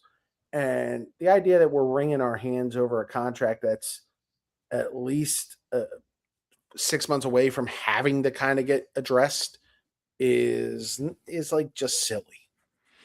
Well, that'll be something that is down the pipeline here. However, anytime somebody says the Eagles are nuclear for a certain player, Jalen Carter's name was certainly going to come up if you mentioned Max Crosby. So it was fun while it lasted. Yeah, it's Howie. Everybody believes Howie's in on everybody. Right. And so, no, you're right about just that. The way it is. You were on here with your Cooney report a couple weeks ago talking about a dome. We've got the World Cup happening. I know some people at the World Cup. Our buddy Jeff Kerr's up there today. But we've had a couple lightning days. You've been team dome, and this is another example of why you want the dome. Oh, yeah. Like, to me, this town tends to be think small, be small. And I've lived here my whole life, and I love it. Okay? It's nice having the World Cup here. It really is. But I think the trend line is if you don't have one of those type of facilities like LA, like Minnesota, anything that has a dome, look at Atlanta, look at Dallas, look at Houston. They're all getting a lot of attention because of the fact they're playing indoors. It's something I think that Jeff Lurie is going to do. I think that's what I'm resigned to. It's happening. So why kind of hyperventilate over the idea that it's not going to happen? So you're at the point where you believe it is 100% happening. They are going to get a dome. I would say 95. I would be stunned if they don't get a dome. I would be stunned. They're not going to rehab the link. And where are they going to put that? Where are they going to build a new stadium? I would think probably east of where the link is right now.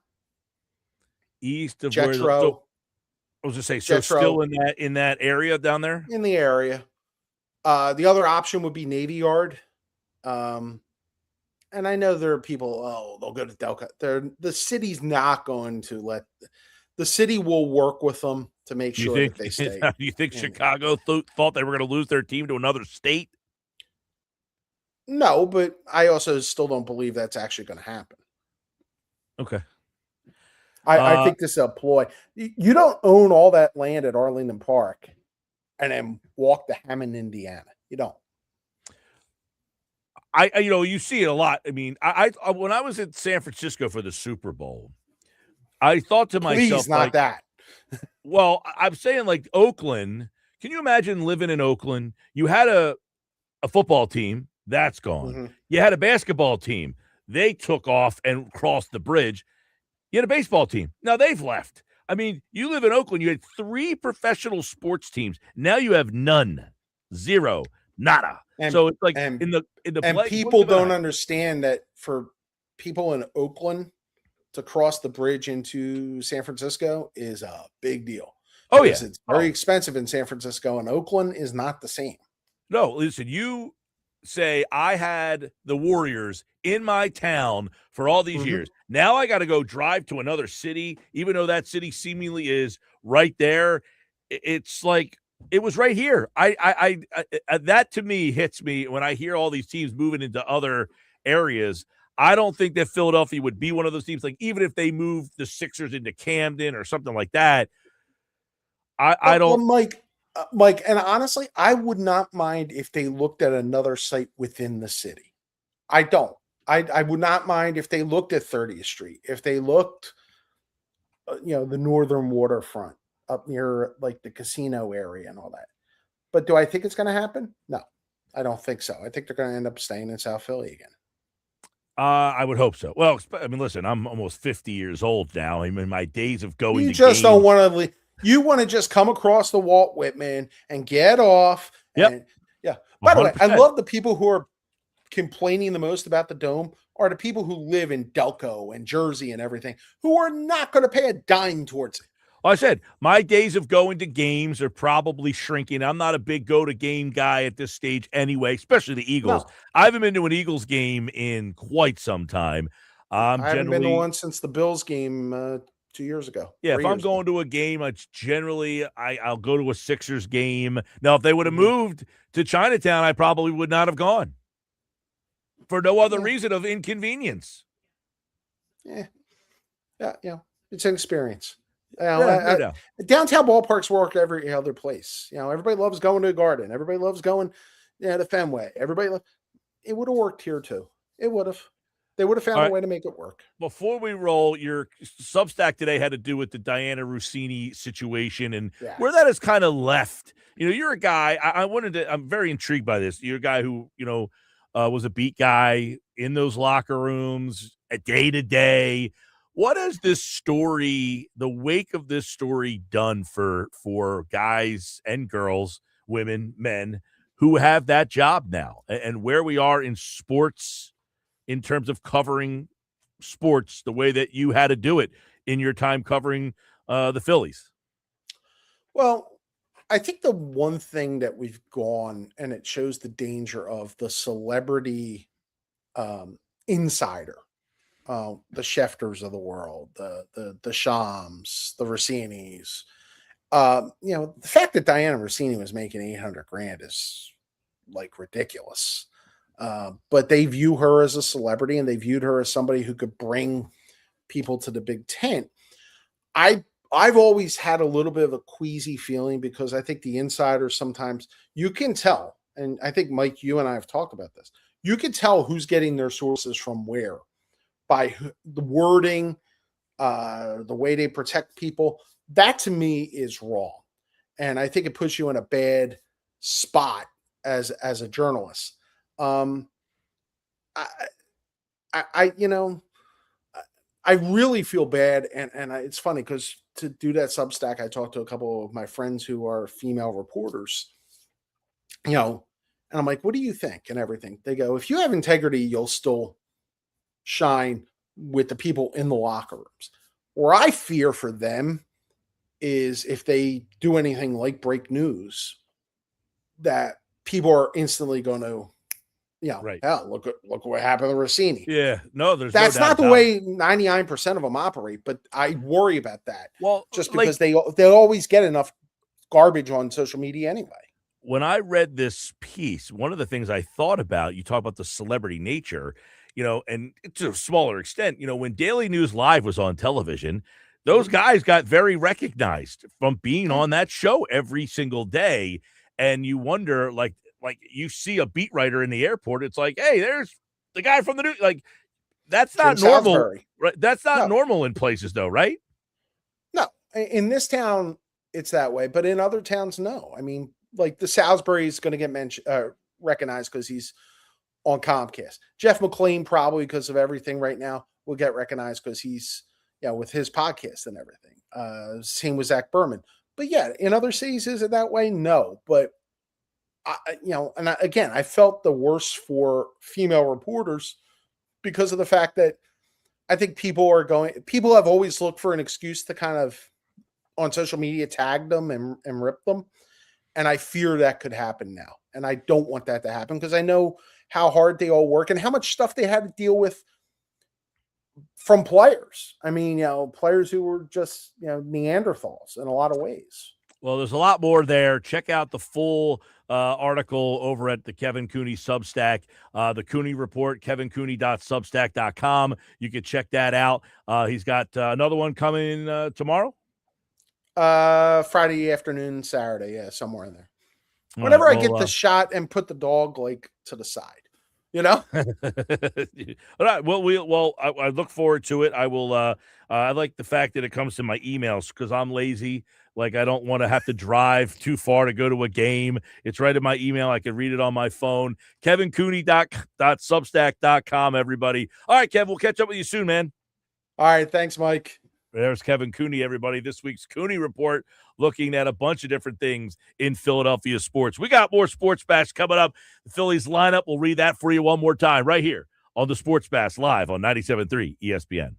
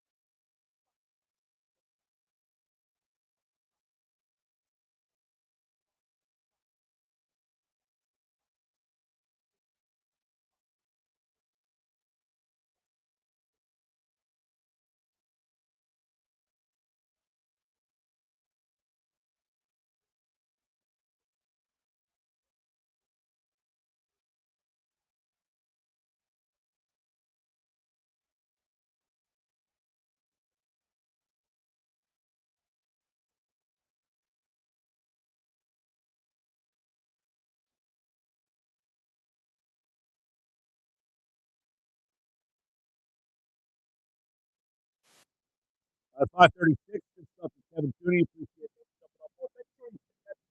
Back at kevincooney.substack.com. Free to read. Emails it right to you each and every week. Get a couple different variations of it. Phillies lineup.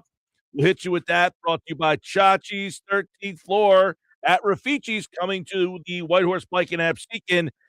This is your chance to win a $100 gift card to Villa Rafici's by texting your name and where you're from. And if the Phillies score exactly 13 runs tonight, we will randomly select one winner for a $100 gift card.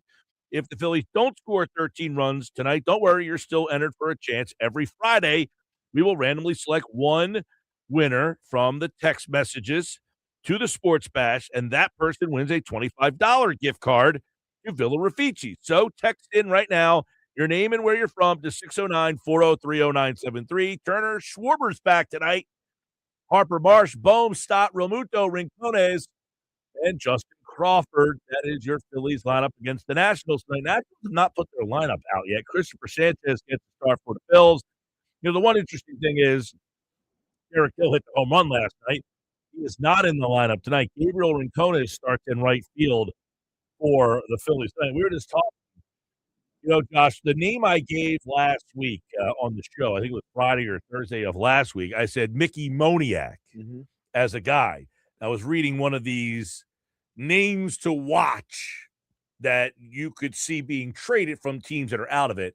And wouldn't you know, Mickey Moniak made one of those lists today from one of the MLB insiders of someone that could be traded before the deadline because his team is out of it. So, I don't know. I was talking before about if you can't find the right-handed bat, you go and find the left-handed bat that's just an upgrade over the left-handed bat that you already have. Because Gabriel Rincones, I think we could all probably surmise that he's not going to be a starting player, hopefully, come playoff time. The key word is hopefully. And that sounds like kind of rough, like poor, Gabriel Rincones. He didn't do anything wrong other than he not hitting very much right now. But he's just a rookie player who I just don't think is ready to help you win a World Series. He is a stopgap measure. He is a Band-Aid. He is not the permanent solution. And anyone who thought he was going to be the permanent solution, listen, I feel bad for you, son, because I got 99 problems, and Gabriel Rincones being a starter long-term ain't one. You don't think that's a problem? I'm saying it is a problem. Oh, I'm saying it's a problem for the person who thought he was a long-term solution. Gotcha. You said I got 99 problems. But thinking that Gabriel Rincones is the starter from my World Series championship team. Gotcha. Yeah. Because I've seen people on Twitter. I mean, Twitter's a nutty place, Mike. And I see some of these people who are like, Rincones is the future. He's the right fielder we've waited for. And I'm like, are we watching the same baseball team? Yeah. So over at one of the things right now I'm looking at is the Guardians are linked to Mickey Moniak. Colorado's Mickey Moniak is pretty cheap as far as salary goes. He only makes $4 million this season and has a 1 year of arbitration eligibility remaining before he hits free agency. The Guardians could be a team that looks at Mickey Moniak. I know the Phillies are not linked in on guys because he is left-handed, but I also think that if you are Dave Dombrowski and you've been kicking the tires on a right-handed bat for however long you've been looking for a left-handed bat, right, that you have to start now saying, if I'm going to play a platoon in right field, the left-handed guy has to be better than the problem. Like the right-handed guy doesn't play as much. Right. That's why I'm saying you might have to start thinking about a left-handed guy, because if you settle in on Derek Hill, you might say, okay, is he great? No. But he's only going to play a handful of times. Like in the playoffs, you would face Chris Sale.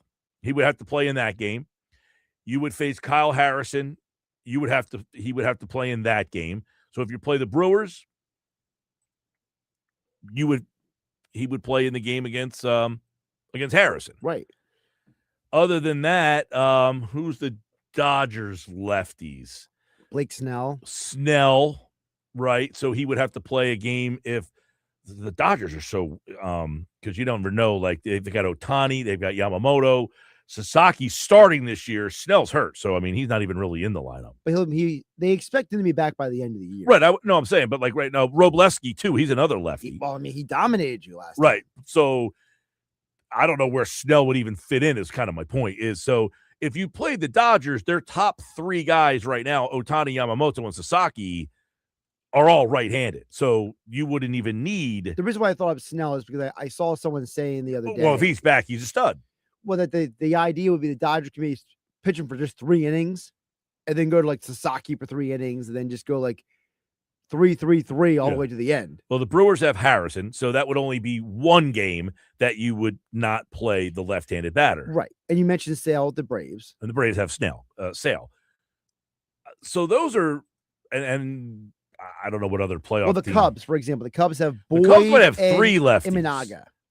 Correct. They might have 3 lefties that you would have to face if you played the Cubs. Right, because Justin Steele is doing his rehab assignment. Correct. That would be tough. I forgot about Steele there. If you played the Cubs, that would be a bad matchup for you. That'd be a horrible matchup. Correct. So that's why I'm saying, look, your left-handed hitter. Didn't the Cubs just acquire Peterson? Peterson, too? Oh, yes. now they have 4. Now they have 4, right. David Peterson just got traded. That was this morning. Did you see the joke about him last night? Someone said that David Peterson will already be a better pitcher because he'll have a better defense. Doesn't have 6 errors. Doesn't have 6 errors behind him, yeah. But that being said, the fact is the right-handed bat won't come into play all that much against those teams. And it's not to say that as a starter. Right. And it's not to say that you can't get one more right-handed bat, let's say. Like, it's not like you couldn't get like another Derek Hill type of player to add like another body per se. Absolutely. That's what I'm talking about is you need to if you can't find an everyday right-handed hitter, you're now going to have to start thinking about upgrading your platoons. Correct. Which means in right field, I need to upgrade Gabriel Rincones. 100%. In center field, do I say I need to upgrade the right-handed player? Is it that you need to upgrade the right-handed player, or do you need to have another right-handed player? Like, probably. Is some of it maybe, for example, and I know this is not the best comparison, but one of the reasons why the 93 Phillies platoons worked so well is because they basically went off of who the hottest guy was. They didn't always go off of like a pure, this guy.